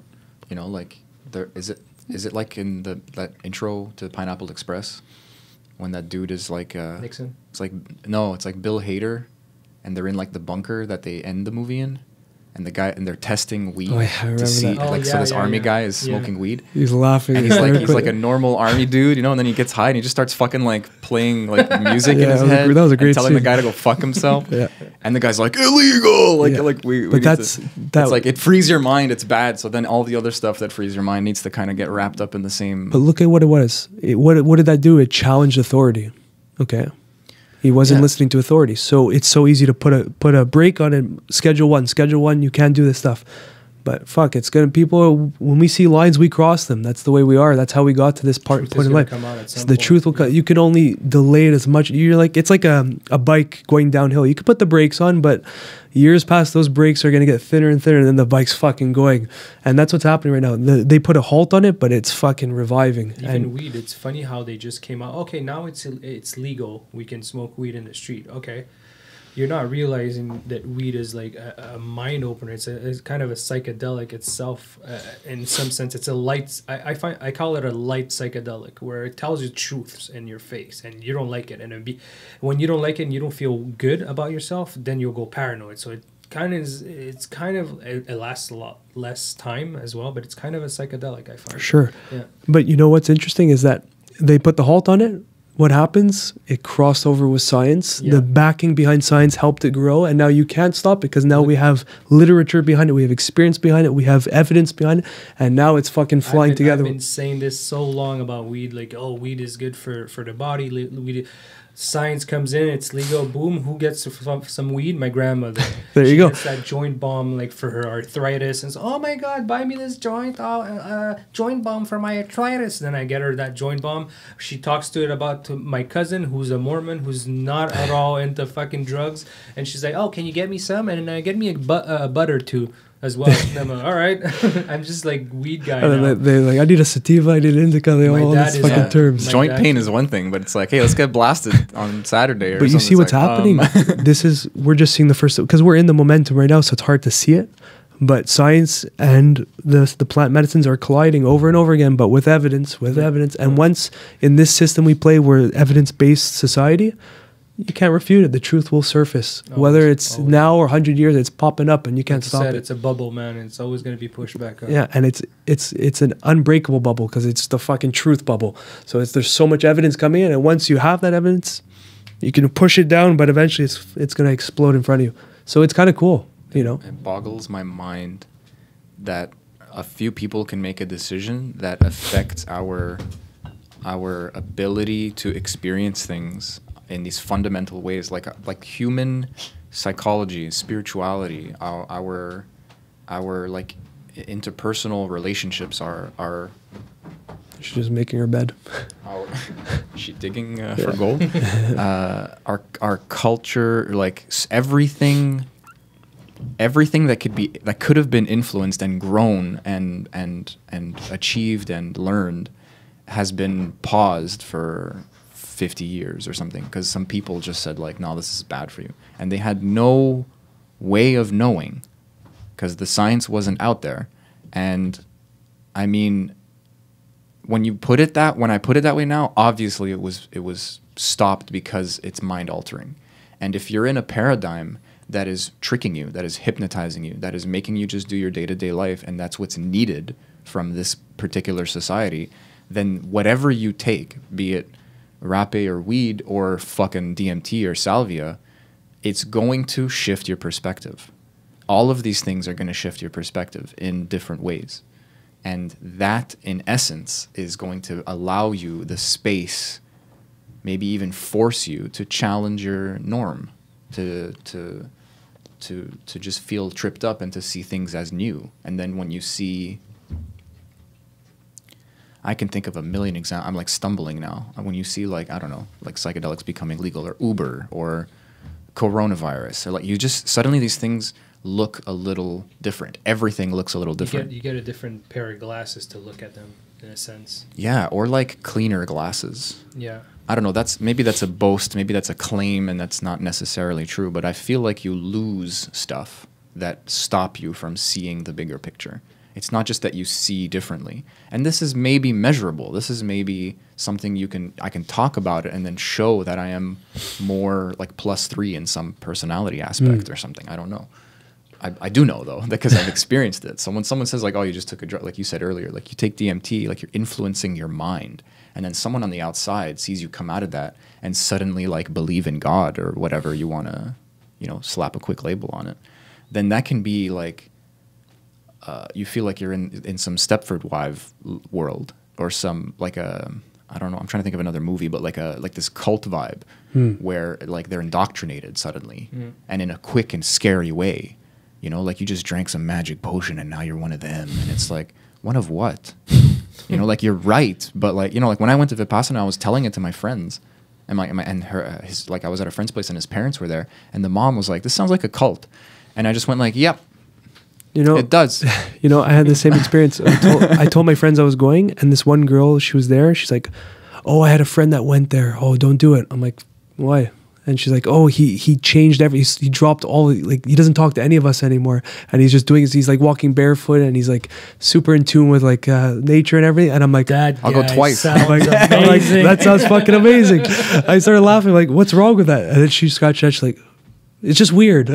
Yeah, well, it's her. But that's her label. You know what I would tell her Exactly, yeah. is, if that guy's living a fragile life where he can 180 suddenly because of a singular I experience. didn't want to say it. I'm like, he didn't need you guys. That's it. You know, like don't take it personally. Call him up, tell him you miss him. Maybe he'll fucking want to see you. You guys were a negative environment for him. Not you're negative, but your environment for him was negative. Yeah, absolutely. And That's tough for people. That's tough for me too, man. To not take it personally. And I've cut out some people in my life recently. And maybe it's only because I've been cut out. I start realizing that could be a good decision for somebody, and then starting to do it for myself and seeing the benefits. And it's nothing personal. it's not personal. It's personal, but it's about me. It's not about you. The thing is, the it's way not me. the It's way not you, it's me. you really have to reword it is they're not toxic people. You know, they're people going through the thing, but they're toxic to you. Interactions are toxic. So Patterns it's not are this toxic. person's a toxic person out of my life. It's the relationship's toxic for me. And when you create that buffer, you're not putting any blame on that person. It's not vibing with your vibe. Once you separate from them, because I think it happens to most of us, like that we block off people, and it happened to me as well. And I just blocked off a couple people, and when I see them today, I don't want harm on them. No, like I know they weren't good for me because they would or put me down or all the time say something negative or never try to lift me up. And that's what I need. I need people who are gonna lift me up and say, "Hey man, you're amazing. You're this. You're that. Go ahead. You can do it. You know you have power." Those people are who you want to be around with. But those people who you're an asshole. You're an asshole. If he repeats you 1,000 times, you're an asshole. You're gonna start to believe you're an asshole, and you don't need that. That's Maybe toxic. that's what you're escaping also. You know, the Absolutely. person might You not need be escape from bad. that. Just the interaction has become the expectations. Yeah. You just need to leave so that you can give yourself permission to change. And then maybe you can come back or maybe not, but maybe you can't do it when you're with that person. It's really about the individual. Yeah. It's hard.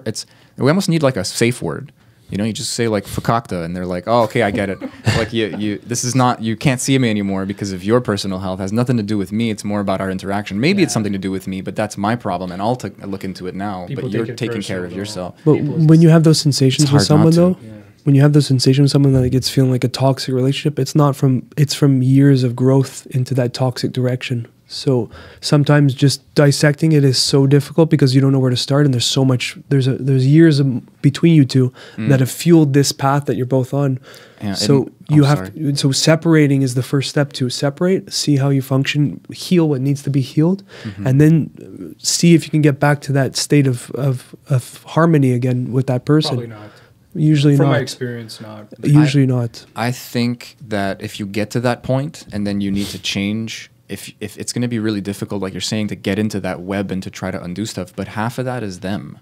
So if it's a long-term relationship and it's gotten that complicated, no matter what type of relationship that is, that person's going to have to sit down with you and do the changes with you at some point. You're going to have to be like, look, like, you know, like I said, it could be a friendship or a relationship, like a spouse or something. But you're pretty much if you think you can give them that credit or give them that chance, maybe they can surprise you, and you sit them down and say, like, I'm thinking of breaking up with you. Like, this isn't fun for me, and I don't think it'll be fun for you, but like, maybe we can fix this, you know, like, and if you're not willing to, I mean, maybe you won't say that to the person, but if you realize that the effort is not mutual, even if they would wish that you stick around, it's necessary at that point for you to just be like, well, I gotta cut ties. And Yeah. I said cut ties, and then that song from the 90s just started playing in my head. Cut ties from all the lives that you've been living in. And if you do not want to see me again, I will understand. It's literally what the guy's saying in the song. But that's it. Point made. Yeah. Music. Play that. We're gonna put that song over you. Yeah, or just it's like the outro song or something. Please do it. Yeah, that's gonna be good. We're gonna get sued now or something. Fuck it. Let's get It's gonna sued. taken off YouTube or whatever. But that's it. That's how it goes. You know, that is a value. That is a bold thing that you can do. I don't know if I'm able to do that, where you would have a sit down with that person and just lay it out. You know. I don't know. I'm always the one getting dumped. I'm not quick to tell people to fuck off. And by the time I do, I think I waited too long, and then I'm just like, I need some space, or I just ghost. Because I'm a little socially awkward sometimes, and there's no way to tell the person. Plus, if you're thinking of cutting ties, damn it, I gotta stop saying that. Yeah. If you're thinking of removing a person from your life, which boundaries? You know, it's your right. It's your fucking prerogative. Ending that relationship. The person that I did it with was getting mad at me, saying that this is like some weird like white privilege bullshit that you can like cut people out. And I'm like, but anyway, the individual experience. No, but it's my bigger point is that there's already a problem with communication. So maybe you were right that the first step is to cut. Like we have a friend who was dating somebody, and they were having relationship problems, and they're not living together anymore. So they're like playing with the idea of still being together, and playing with the idea of breaking up. But they took an intermediate step. And I think that's, maybe they just been together so long and they felt that was necessary, and the goal is secretly for both of them, they just want to break up and just kind of experience that. But I think it took a little bravery to say, let's half break up. Let's give this some space to breathe and kind of you see the what issue happens. with that though is it's like that meme I shared once. It's like sometime it was like three hands, one holding the rope, one I saw that. I think it was two actually, one holding the rope, one releasing the rope, and the rope was tearing the hand, the first photo, and the second one was releasing. It says sometimes letting go is less painful than holding on. And I think I don't know them, so I don't know their situation, but it sounds like they're trying to hold on to last straws to see where it's going to go. I don't know. You never know. But There's always two sides. I've seen that pattern many times where it's sometimes you have to fully let go and then work through your shit. And then if you recollide back together, that's the way to go about it. I think that has to, I think it has a lot to do, people are afraid to be alone. But that's the problem, man. That's one thing. You have to learn how to live with yourself alone and how to deal with certain people, and then you'll be able to deal with people who come around you because you know who you know exactly who you are.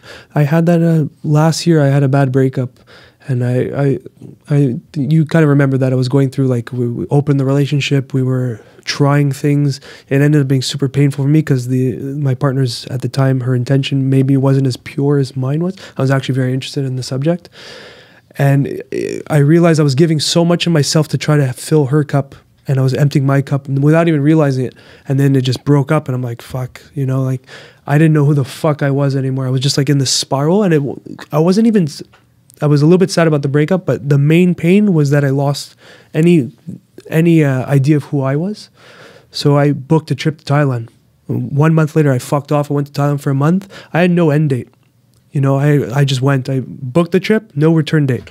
When I was there, there was one moment I was talking about motorcycles. I was on my motorbike just driving, and I just had like a breeze. I'm like, there you are. You fell in love with yourself. I'm like, there you are. And it was after like 3 days in. I'm like, okay, we don't need to stay here too long. I'll do about a month. I'm just driving. I'm just like, yeah, we're back. And the fucking rest of the trip was just like self dates. It was like a romantic time together.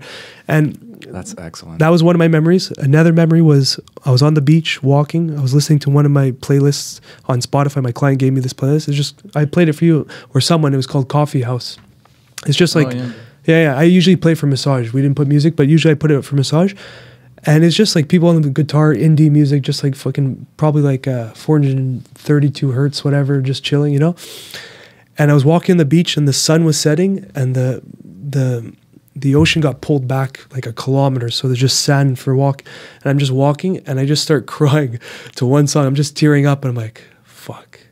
You know, it was silence. I love those moments. I say thank you. Yeah, I wasn't crying of sadness. I was crying out of all the emotions at once. And that is like, out of all the shit I did in Thailand, that's the only memory that really sticks, because that was like, it felt like a romantic date with myself. And I'm like, fuck, man, where have I been? I'm back, baby. You know. Where have I been? I You love come that. back out of that plane. Yeah, let's go. Yeah. You're So, ready, man. at that point, it didn't matter how long I stayed. I'm like, you know what? 4 weeks in a few days. It's perfect. I'm coming home. I found myself. You know, not found myself. I reconnected with myself, and that's when you realize that. Now I can go. Even last weekend, I went camping alone for 2 days. You know, and telling some people that, they're like, "Oh, alone? What?" But like, what's wrong with going alone? Well, it's like I live alone, so I can just live alone in a tent for a few days. What's the difference? You know, it's just that fear of being alone, man. Yeah, they associate that to social, but if you dig deeper, you find out people don't want to be alone. I used to do that, man. That's it. What I finished watching. I was going through a phase, and I finished watching Yes Man with Jim Carrey. And he always says yes to everything. Great And movie. at some Hey, he point sings "I Will Understand." That's in that. That's in the movie. Okay, just side note, little synchronicity there. And I just had this idea: you should go to this bar. I said, "Oh no!" And my anxiety popped back up and said, "Oh no, you shouldn't." Be. And I fought that thought by saying, "Yes, let's go." And then I did it. And then you just something happens where you just like, you're happy with yourself. You're happy with the decision where you finally accomplished something by doing it. And I understand where you're coming from. Yeah, man. With that connection. And that's what I do, those kind of things where that resistance, oh, I'm going alone. I like challenging myself because you got your own back. And if you test it, you can have fun with it, seeing how you have your back in all these different scenarios. Yeah. Going to the bar with maybe that little anxiety, but you go anyway. And I went alone. Yeah. That's it. You know, like the Vipassana is a 10-day experience alone, you know, 10 days of meditation. I remember telling people that, and people that maybe the first time hearing it through me, and they're like, oh, that sounds horrible. Alone with your thoughts for 10 days. I can't do that. And I heard I can't do that from so many people. I'm like, let's break it down. You're going alone for yourself for 10 days to look inwards and to give yourself those moments. What is hard about that? There's nothing hard about that. People are afraid. It's just fear. The fear is the hard part. But if you're comfortable in all aspects alone, and you have this support system, this pillar of support made out of stone, that's another quote from Jesus, build your house on stone, not on sand. I've said it in previous podcasts, but it's such a powerful quote, because that house is you. And if your foundation is built on stone, it can't move. It's going to stay there. On sand, the tide comes, you fucking collapse and you restart. Yeah. So if you have that strong foundation, I'm good alone, I'm good, whatever. Bro, when you have someone come into your life after that, it's just an addition. Yeah, and they'll fall in love for the person that you are, not the person that you're trying to be for them. That's the big thing. And that's why there's so much misery, because people change themselves for someone else or try to adapt to that person to impress that person. It's all for validation or for whatever. And then there's just this hole that they've covered, and it could show up in 20, 30 years from then, and they just wake up and sooner than that. Yeah, some people it's sooner. Some people they can hide it because they're successful in material world and whatever, and it just can. But they suffer, but they don't show you. That's the thing. When I was a kid, I used to dress like hip hoppy, like big baggy clothes, and I used to be cool, Montreal North style. Yeah. And then this chick came into my life. She's Italian, well dressed, and then she wants me to be like that. So I started dressing like she wanted, and I started to be like she wanted. I was not happy. Yeah. I wasn't happy at all. And when she dumped me afterwards, and I realized, I was lost. That's it. That's when I started to know myself after that. But for the time being, when I was with her, I was just pleasing. I was doing that to please her. But the worst. I learned my lesson there. I want to bring it back to intention, because I'm realizing everything we're talking about, there's a flip side. And like, in this instance, if you are comfortable in yourself, then doing things for other people and changing yourself even, or parts of yourself, are not a big deal. And then you're doing it on the outside, it could look like this kind of codependent subject that we're circling around, but it isn't. It just actually isn't. You're bending over sometimes for this person, and hopefully in a longer term relationship, it becomes a kind of altruistic exchange. And the same thing with cutting people out, Sometimes, for me personally, I'm sure other people feel this, there's a fear of what are my intentions, and it can be petty, like the person that I'm talking about that I cut out, I don't know if I'm going to cut them out forever. I know I needed a break, and I know I've been friends with them for like 5-6 years, and it's not like, oh, fuck you, and like you're just saying something that bothers me, or it's an admission of a pattern, and it's like it's better if we're not talking anymore. You know, like there could be this place where you just go like, oh, this person is like challenging my paradigm, and I have this option to cut people out in a healthy way, air quotes, you know, and then you might do it, but it was wrong, you know, and it wasn't addressing the issue. And it's the same thing with this, you know, like some people could be alone because they're avoiding something. Some people could be with people because they're avoiding something. It all comes down to the yoga, like what is actually happening in the person. And I get, you know, we can talk about commonalities. For sure, people often have an easier time being with other people. I think I'm like a classic introvert. That's the funniest thing, is I'm realizing how drained I get by people.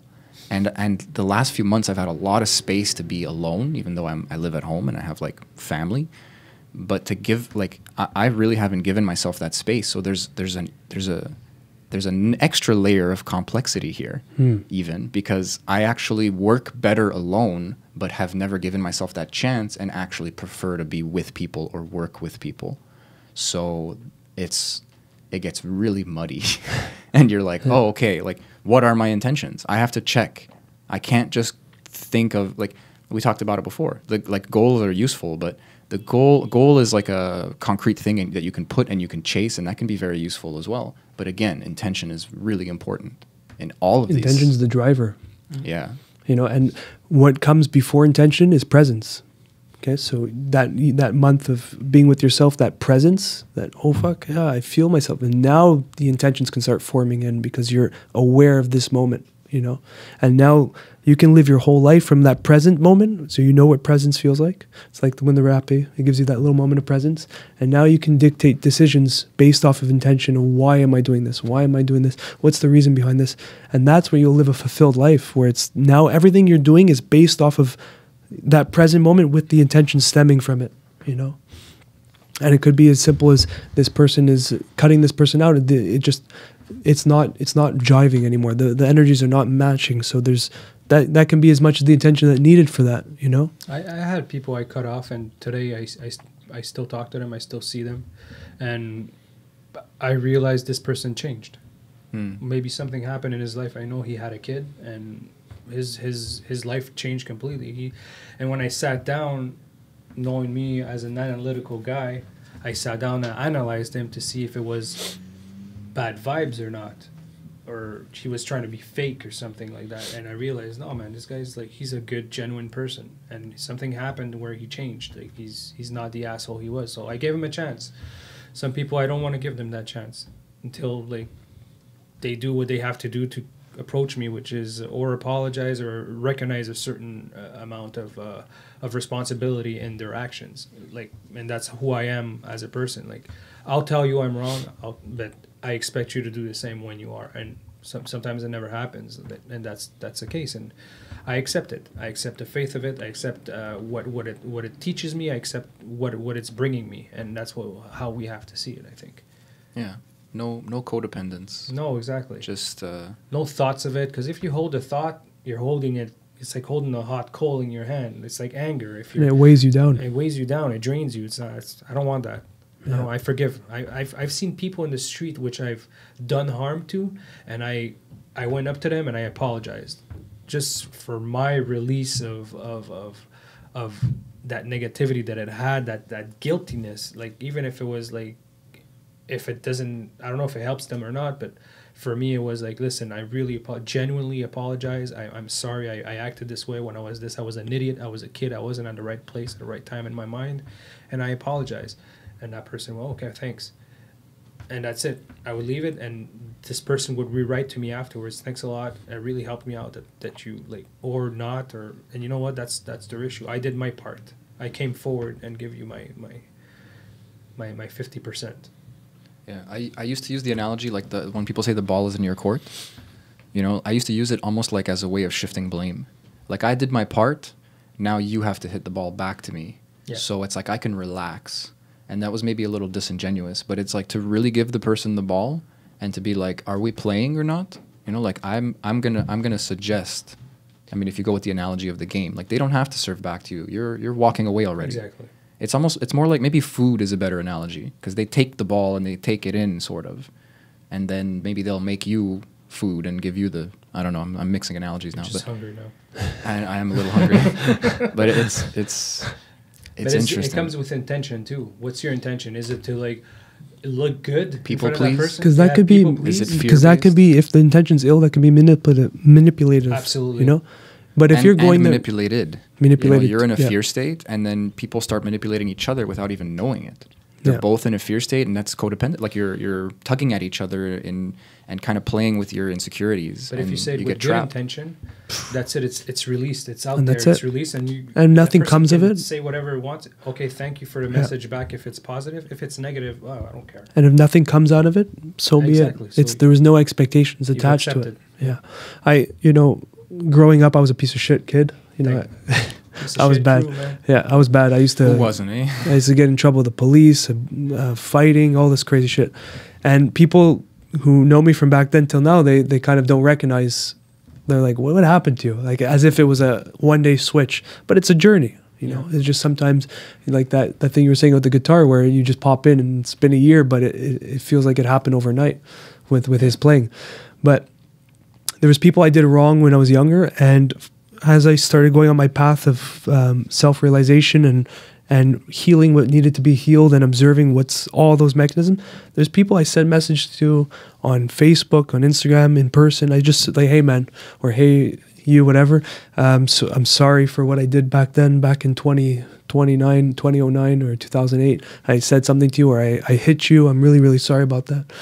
And I don't know what happens from there. I just say it, you know. Usually it's well received. I was like, oh, thank you. That means a lot, blah, blah. And we never spoke since, but it's out there. And I'm not expecting us to be friends or expect you to be like, oh, I forgive you. There's no intentions behind it. It's just, there's no expectations behind it. The intention was just, I feel like maybe this can offer some type of closure for both of us. It's like a door that never kind of closed, and then I can just add that element of like, hey, I know what I did was fucked up. I'm sorry, you know, and then boom. I had that with one guy from high school. It was grade 9, 10, kind of a piece of shit to him. Grade 11, we just started hanging out, and I told him mid-hangout, we were hanging out for months, and I'm like, hey man, I'm sorry about that time I kind of pushed you against the locker and confronted you about something you said. I'm really sorry about that. I feel like it was very stupid of me. And he's like, wow. I'm like, what? He's like, I've been thinking about that every time we hang out. It's always in the back of my mind, and it's kind of scary because I don't know if you're going to do that to me again. And thank you for that, man. And we just had that moment of just like this like peace, you know. And I'm like, yeah, you know, it doesn't have to be anything more than that, but it's kind of closure for both of us, you know. It kind of changed the page. I respect that because it's kind of you stepping on your ego and listen, I fucked up. I realized that. And It has nothing to do with you. I fucked up. Exactly. Yeah. And not a lot of people have that. Not a lot of people are able to like check themselves and be able to like, listen, I apologize for this action that I took. And it feels good, man. Yeah. When you say with good intention and listen to heal the other person, it fucking feels good. It does. To yourself, man. You're like, wow, okay. That fucking cloud, I can throw it out. I'm done with it. Otherwise, I'll never see it again. you're playing a game together, even if you're not talking. That you kind of both know about this past, Yeah. but you're trying to pretend. That pride is there. Yeah, and you see that person, but you know he was a piece of shit to me, you were a piece of shit to them, and you both know it, but it's never spoken about. Playing stupid, essentially. Yeah. Yeah. Like I think there's a lot of times when moments call for action or inaction, and you just have to be in this kind of listening vibe, and that is already a little complicated if it's not something that's practiced, like just a kind of mindfulness in moment-to-moment living. But then you may, like your ego may or may not want to do what's necessary. So you may need to bite your tongue, or you may need to let out a certain phrase, and you're afraid to, because it is going to shift the paradigm and change the way the person sees you. And for me, most of the time, I'm afraid of it coming off as disingenuous, because there is maybe the darker, the more shadow intention of, I want this person to like me or more, or I want I want this person to have that good feeling. I want the catharsis. When the true intention, or the only available intention, the only intention that's going to be able to pay back is that ball in your court thing that we were talking about earlier. So it's nice that person that you're talking about, you guys had a moment, sort of, you know, but like you had your first moment where you said like, hey, I'm sorry. And maybe they won't take it well, you know, and like, but that's not your problem. No. Yeah, but it's Even if you want good for that person, that's not your problem. It's not, but I'm getting done to for that point. I'm done with pleasing people and being nice. I will tell them the truth. I will be nice, and my intention is always good. That's my train of thought. That's how they receive it after that. Exactly. If they receive it badly, listen, I have no bad intentions behind it. I just want you to understand this is my point of view. Like I had a situation. I've been helping Jay's father with his and Jay said something that touched me in a sense. Like I'm fixing his bike and shit. We're fixing it. Each time I go, we fix it a little bit. But if I'm not there, he doesn't touch the bike. And I told him I told his dad, I was like, hey man, if I'm not there, you're not fixing your bike, man. And I was direct, as truthful as I could. And like he stepped back, and Jay says, that's why I love this guy. He says the truth, but I didn't say with bad intention. I said, dude, I actually want him to ride his bike because I know the feeling of riding a bike. It's amazing. It's something you need. And he says, like, he always tells the truth. Like, that's what I want. I want to say the truth to your face, but I want it with good intentions. That's what counts.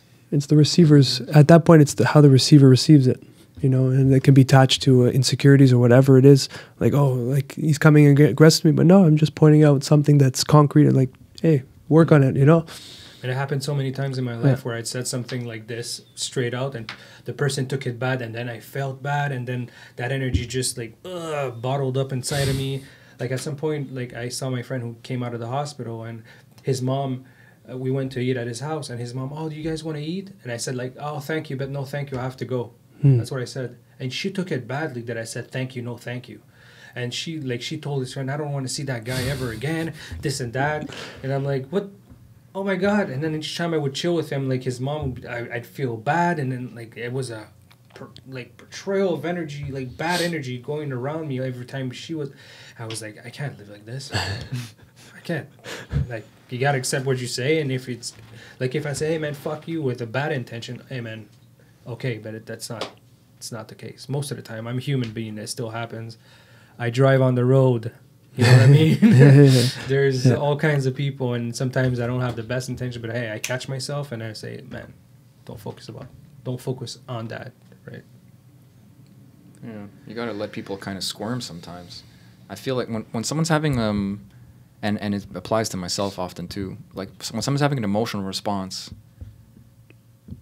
I'm not saying it's a bad thing in a blanket way, but sometimes people are just like in an emotional state, and it's a clear like echo. It's clearly bigger than the situation, you know, some sankara or whatever you want to call it, like some pattern or defense mechanism. Ego got bruised, whatever you want to call it. And I instantly have this image of a kid in a room like stomping around, like they're alone. The thing that angered them is over, but they're like, they're just creating this energy. And it becomes this kind of like toroidal storm where they're just pumping themselves up, and they kind of need to just burn themselves out.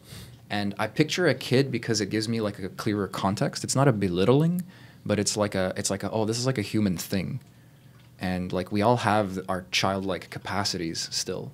You know, like no one really grows up, and if they do, like they've either always been that way, or they're biting down on some traits that they don't want to let out. You know, like it's not always healthy. I love that kid analogy because we're all kids.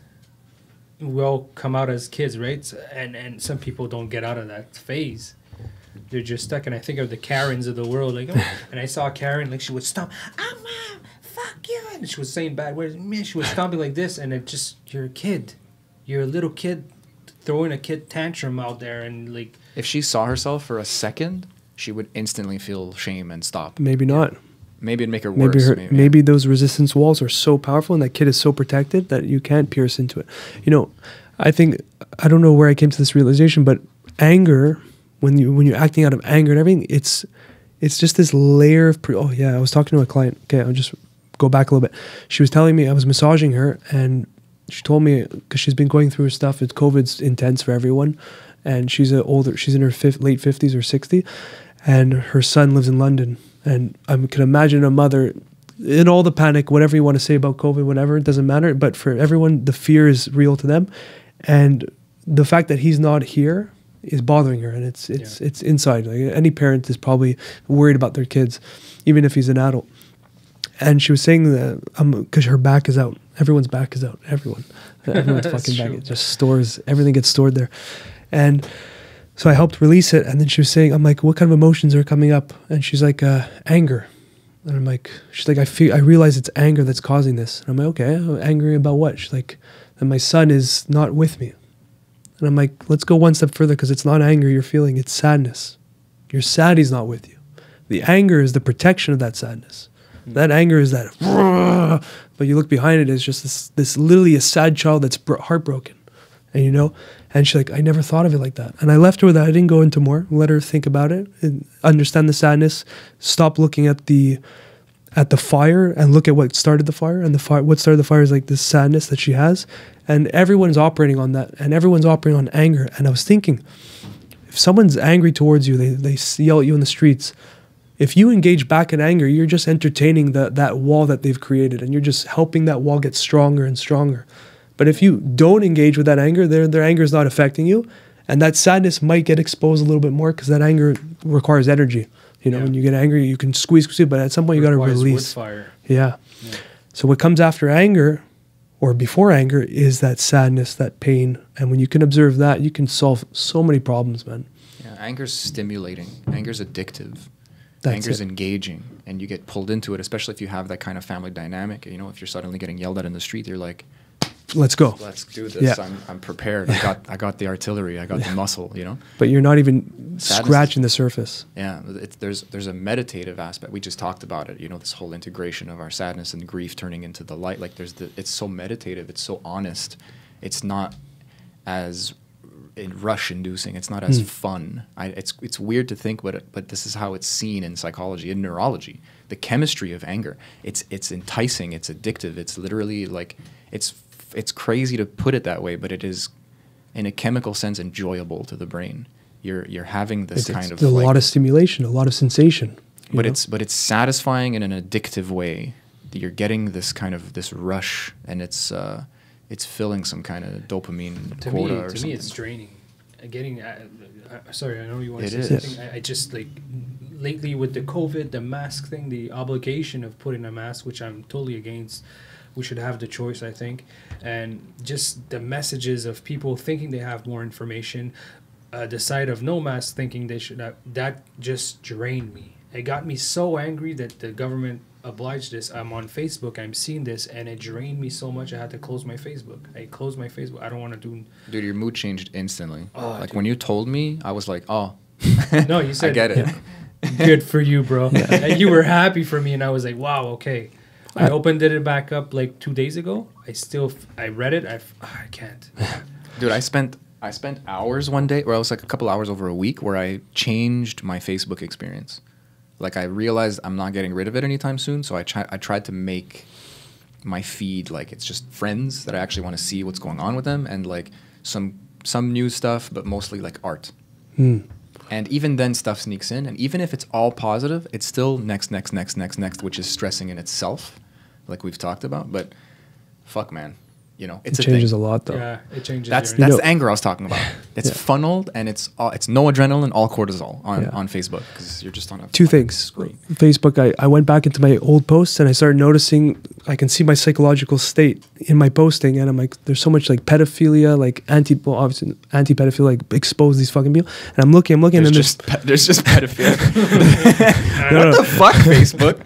They're just like, this is what I'm posting. I'm just like posting about Prince Andrew, about this, and then I'm looking, and then there's positive, and then Prince Andrew positive, Ghislaine Maxwell positive, and I'm like, look, man, like, what are you trying to push out in yourself? What's coming out? So I started, maybe not everyone will agree with this, but I started deleting my negative posts, because it's not what I want to experience and put out. And yes, it's true, it's happening, it's disgusting and horrible, but it's affecting me. and it's showing physically in my newsfeed and that I'm pushing out there. And it's not that I'm censoring myself. It's just that I don't want to push out more negativity, try to bring the light back into it. I could spin it and call it a redaction, maybe. Like you're altering something that's already a presentation. But it's intention, because there was no real intention. I was just, oh, fuck this, click, push this, share this, everyone got to know. And then I'm getting a reaction, oh yeah, we're all angry together. You can always tell when those posts are up, because either like everyone ignores them, or everyone, like, it makes them kind of almost feel bad for you. And then you get like 200 likes or something because they're like, oh, I have to make this guy not feel like a loser right now. Yeah, and it's then, a weird game, dude. And then you have this support, but the support's based off of sand. The foundation is just sadness or whatever, and there's no intention behind what you're putting out there. And it's fueled, it's mirrored by everyone who's also feeling those similar feelings. The second point I want to say about anger is, if we go back to your story with your sister, and you said there was a moment of choice where you can choose anger or you can choose to just look inwards. Had you chosen that anger and became that heroin dealer and that bad person, imagine the walls you would have today, those resistance walls. And then so big that the anger needs more anger to fuel that fire. So you're going to be, people say like, oh, I don't find trouble. Trouble always seems to find me. It's at some level you're looking for that trouble, because that's your front, what's in front of you. So when you see a very angry or negative people, they're attracting all that. It's just feeding that fuel, because those are the lenses you're wearing, And they will never notice. Like No. The talk I had with my friend yesterday, I told him, like, yo, dude, you are the center of the universe, and every planet revolving around you is people that you're bringing into this world. It's like a black hole in a sense. It is. It's a pulling black hole of everything in. negativity. You have the black holes of positivity as well. You can have beautiful people around you, and that's what I had in Nunavut. That's what I have here in my life. I have beautiful people around me because that's what I want to surround myself with. And it's important to remember, to keep the empowerment, is you have that choice to choose the two sides. Am I a black hole of negativity, or do I want to be a black hole of positivity? And there's work involved in both, right? We're just, if you're in that negative mindset, the work has been done and that's what you feel is normal. And then the positive feels like such a struggle to achieve. But it's equal work. It's just you've put more work into one aspect. So when you switch the paradigm, we'll go back to the first podcast we did of manifesting your reality. Things will just fly in, Definitely. because people want to be around that kind of energy. They want to feed that energy, and it's like a mirror, and you just grow into this fucking conscious, aware being of love, and it's shared amongst the people in your circle. Yeah, it's definitely is going to be a circle of 4 inches. Yeah. And things you attract, man. Yeah. Things you attract, exactly, yeah. Things Well, you attract. the Things you intention want. bleeds into victimization. If you forego intention, it's because you're Forgo. like you give up the choice. Okay. You give up the option, even though it's being made for you at that point, I guess. But you're throwing out this I picture that kid again, and before they get angry, there's the sadness, like you said, and it's like a refusal of that sadness. You say something along the lines of, like, no, wait, like the way I feel is not my responsibility. Someone or something did this to me, and then you become angry. Now you're the victim, and you're like, blame, not my I didn't do this. Fuck you, world, and then you start stomping around and throwing your toys around and shit. And that's the bridge from sadness, this lack of intention, giving up your power, and becoming the victim. And when you do that, you can't deal with what's really wrong anymore, because you've put that all that sadness onto someone else as an enemy. So you've delegated the pain. It's like, you did this. It's you. And then if you solve that person, the pain is always there. And then you have to find the next fucking thing to blame. You're not owning it, and it's like the space for that pain is still there, and it's not. There should be something coming in to replace it, or somehow closing that space. I don't know. Yeah, but the realization is that, yes, maybe you did cause that pain, but now it's my reaction that I can control. And dude, Will Smith, okay, for a while, I don't know if he still does it, but he had like these tiny motivational kind of Instagram videos for a long time, for like a chunk. And one of them, he broke down his understanding of blame versus responsibility. And I listened to that video like 3-4 times, because I realized my brain was like resisting. And then I put it into my own words. And I'm sure I've said it on the podcast before, but it's funny that they're not the same thing at all. But we kind of have to compare them because they follow each other. But it really is just time. So like blame is this useless, I mean, it's useful sometimes in legal matters, but it's saying like, whose fault was this? What happened in the past? Who do we make pay for this, essentially? But a lot of things don't work that way. And blame is useless, and now it is your present responsibility to alleviate the situation. Someone can come and like shoot a dog, and a dog hits a car, and the car hits a kid, and then you want to blame the dog or the guy who shoots the, like, I don't know, I'm just making up a stupid scenario. Yeah. But the point is there's a thing now that needs to be addressed. What can you do about it, or can you get the fuck out of the way while we try to solve this?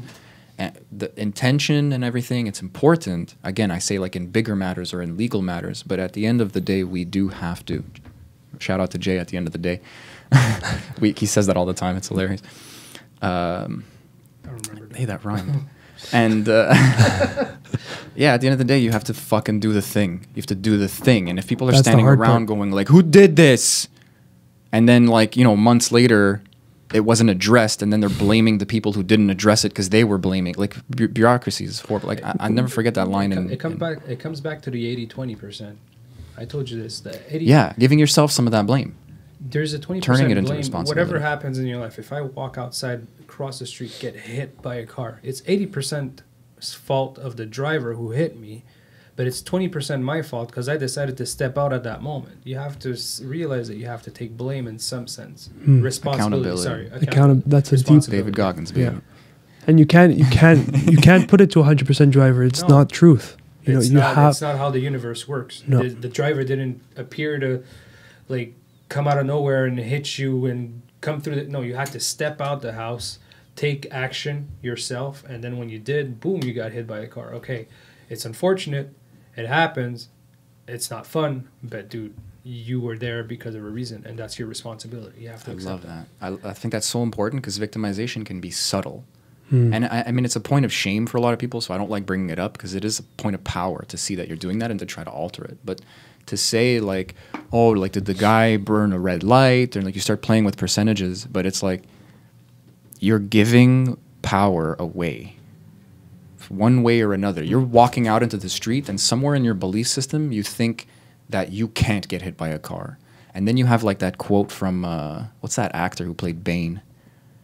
Tom Brady? No, that's like a football player. He's a wrestler, no? I don't know. Yeah. Okay, we'll call him Bane. Bane. Bane, Batman Bane. Fucking yeah. He said when I walk. Can you do it in the accent? What, he talks like this? The Bane. When I walk into the street. No, but when he walks down a one way, he says, I look both ways. He goes, that's how much I trust people. And it's funny because it's a trust thing that he made it, but I thought of that before I heard that. And it was because my weird logic was a car can physically be going the other way. Just because there's some rule that the car shouldn't. You know, like, it doesn't mean you're safe. And if you think you're safe and then you get hit by a car, guess what? 20. That's your fucking 20. Yeah, that's your true. 20 right there. It's true. You know, so it's a good subtle. point. It's not always like a self-loathing thing where you give your power away. Like, there's weird little ways like that, and all over our society in big and small ways. And it's interesting.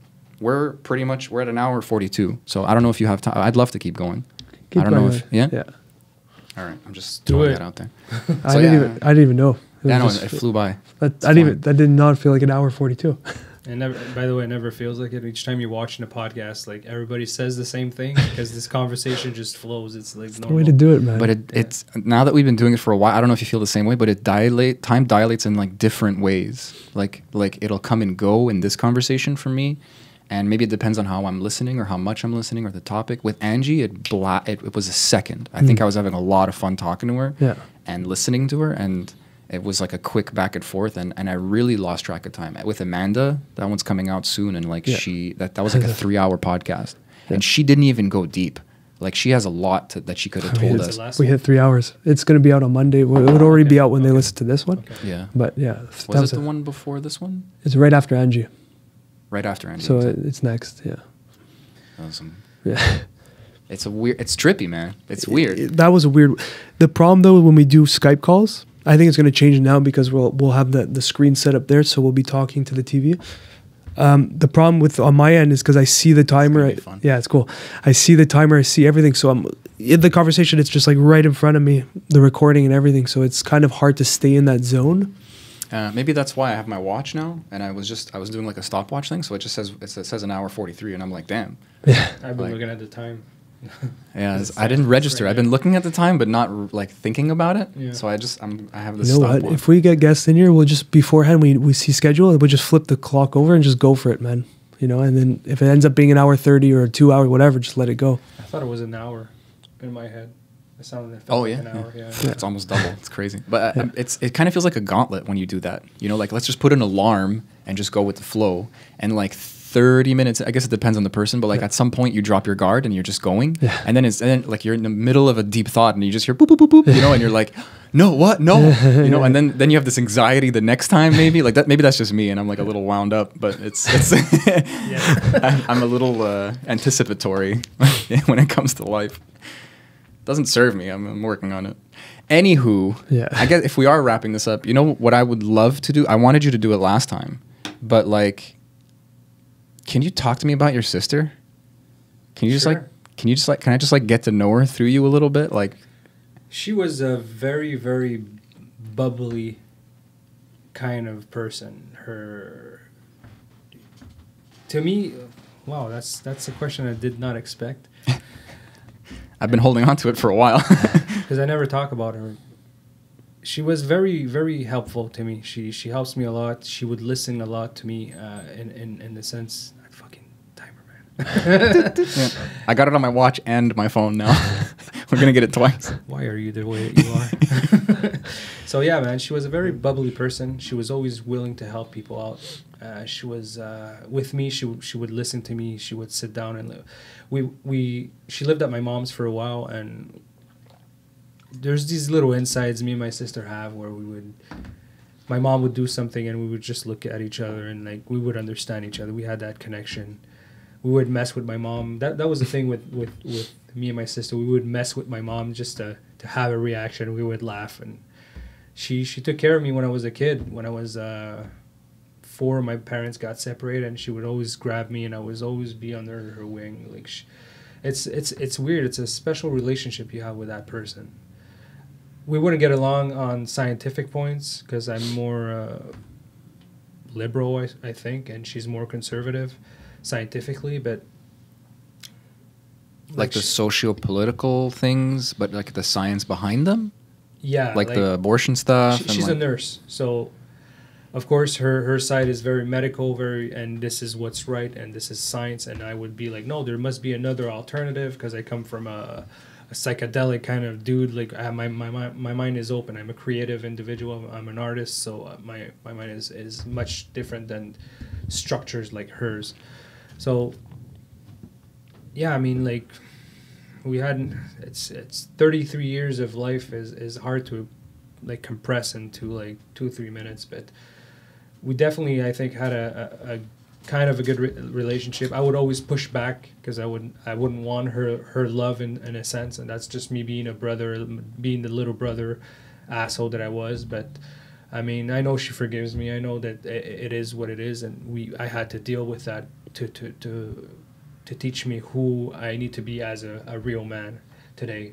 And she was an amazing person, man. Everybody you will meet, when you went to that funeral home at the last day, man, that room was filled where I said even, I wonder where the paparazzis are, and I said that in front of everybody. I said, like, I wonder where the paparazzis are because it seems like a celebrity died. There was so many people there. And she was loved, man. She was loved. She still is. I still love her. I still think about her. She comes in my dreams. She talks to me. And I don't even realize that she's dead when she's there. We're just hanging around and we're chilling. And I'm having the best times of my life. And then when I realized she passed, I wake up and I start not crying, but like tears come out. And I'm like, thank you for that moment coming to me. Does it kind of hit you again, or is this like a kind of new relationship you have with her? Like you, I always say I'm not gonna cry, and then that I think and I dream about her, and then it just reminds me. It reminds me that she's watching over me, and she's there, man. And one aspect that my mom was able to capture was her essence, her energy, what kind of person she was. And that I even called my mom after I read the book, and I told her, thank you, because after a person dies, you realize that you lose, that person is not there anymore. So their energy kind of dissipates, and you kind of, human memory is shit. So you forget what that person is or that person was. And you have these glimpses and memories, yeah, but the rest just It's evaporates. unspoken and kind of, and a little lost. Yeah. Or And a lot she lost, just I guess. captured, she just brought me back to who was my sister and what that fun, bubbly person that always wanted to have fun and always wanted to see a smile on people's faces. Was it like in between the lines? Because it's like this, like you're her son and you're reading her book, you know, and it's like you guys obviously shared this relationship. And like, is there something kind of left brain and concrete that she wrote down where you're like, oh man, that's so her? And there was like a few examples of that in the book?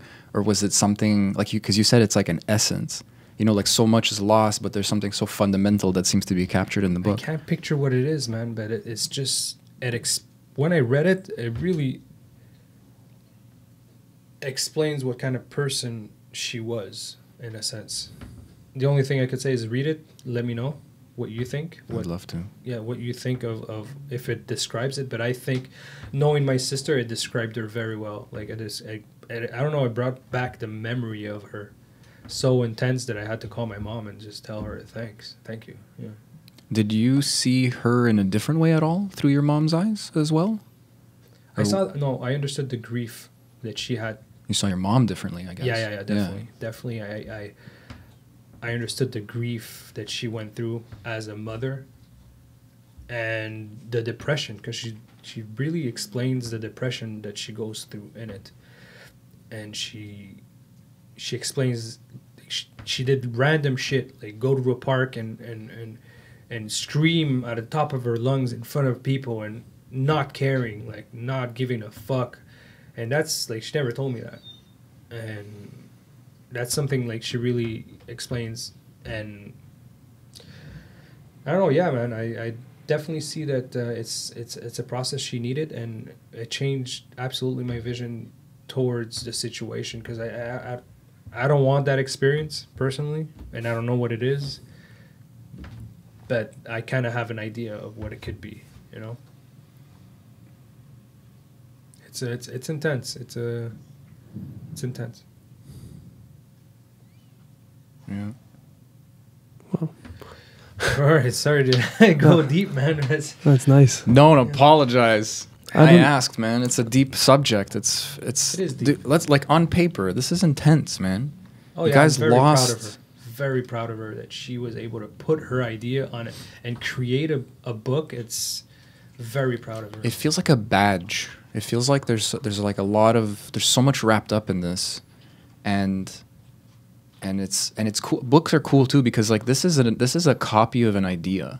I could throw this out and get another print, kind of thing. Like there's something kind of protected about this information now. But it also is like a physical manifestation of a lot of grief, a lot of awakening, a lot of love, a lot of honesty, and like a kind of nakedness. The same time that I'm It's presenting fucking this cool. book, there's a chapter in there of me in it, and she explains how she thinks I saw grief, because I don't really open up. And this is kind of a gift that I'm giving to her, to explain her how I grieved through the passing of my sister. And out of nowhere, it's chapter 9, which is chapter. We're talking about numerology before, but number 9 is actually my birth number. It's number 9, and it happened to be on chapter 9. What does that mean? That's like when you do the numerology of your date of birth. You count all the numbers together. And What does 9 come out to? Is it like a god thing? no, it's a very intellectual 7. person that's very sensitive and very creative as well. So it just represents me, man. I'm that person. Fucking Virgos. Yeah. A lot of people don't give the sense the sensitivity side. If you're into astrology and you talk about Virgos, like they can be the robots. cold as fuck, but we're sensitive. But it's sensitive. it's all kind of, there's a lot of compassion. My brother's a Virgo, and he's a very sensitive human being, but he's always had a macho front, and now there's kind of a middle ground that happened, where he's kind of has like an honest macho, because it's just who he actually is. But there's a lot of space for emotions now, whereas they used to burst out, and it's happiness, sadness, anger, like all of them. He just had a kind of collectedness. Now he's kind of earned that collectedness, but throughout, you know, I see the Virgo, and I see the calculated. I see the not dislocated, but like cold is a good way of putting it. There's a healthy disconnect, maybe, you know. My friend, sorry, I'm done. you get it. My friend's dad passed like a week ago after so much cancer, and this guy he's a Virgo too, and he has no emotions. Like when I say no emotions, he never showed emotion except smiling. He never sadness, nothing. He's a very cold guy. And I was at the funeral, and a friend we have in common said this guy is a rock. I've never seen him having any emotions, and now he's crying his eyes out. I said, dude, it's because it hurts. Yeah. Because it hurts. And I actually, when I was talking about helping people out, when I learned that his dad passed, I called him up and I said, this is what's going to happen, this. And he listened to me, and I said, I'm sorry if it's just it reminds me so much of my sister. And he said, like, no, man, thank you, because I know you went through it, and I know now what to expect. And I was able to help him out. And it's a gift that I have. It's a gift that I can give to people. Yeah. Yeah, you have like a certification. You're like a credible grief counselor. Yeah, probably. Yeah, true. Wow. Anyways, Johnny, I don't know if you're okay with this, but I want you to play one more song. What? I'm down. It was. Got any other songs in the barrel? You want to just jam it out? Yeah, we can jam it out. What is this tune to? It's gonna be a beautiful way to start it and end it. Hell yeah. You're welcome, everybody. Stay curious. This is our outro for today.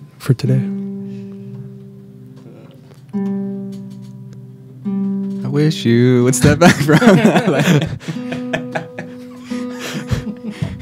Do you know it? That'd be so funny. I don't know the words. I just know that part. Oh man. I don't know.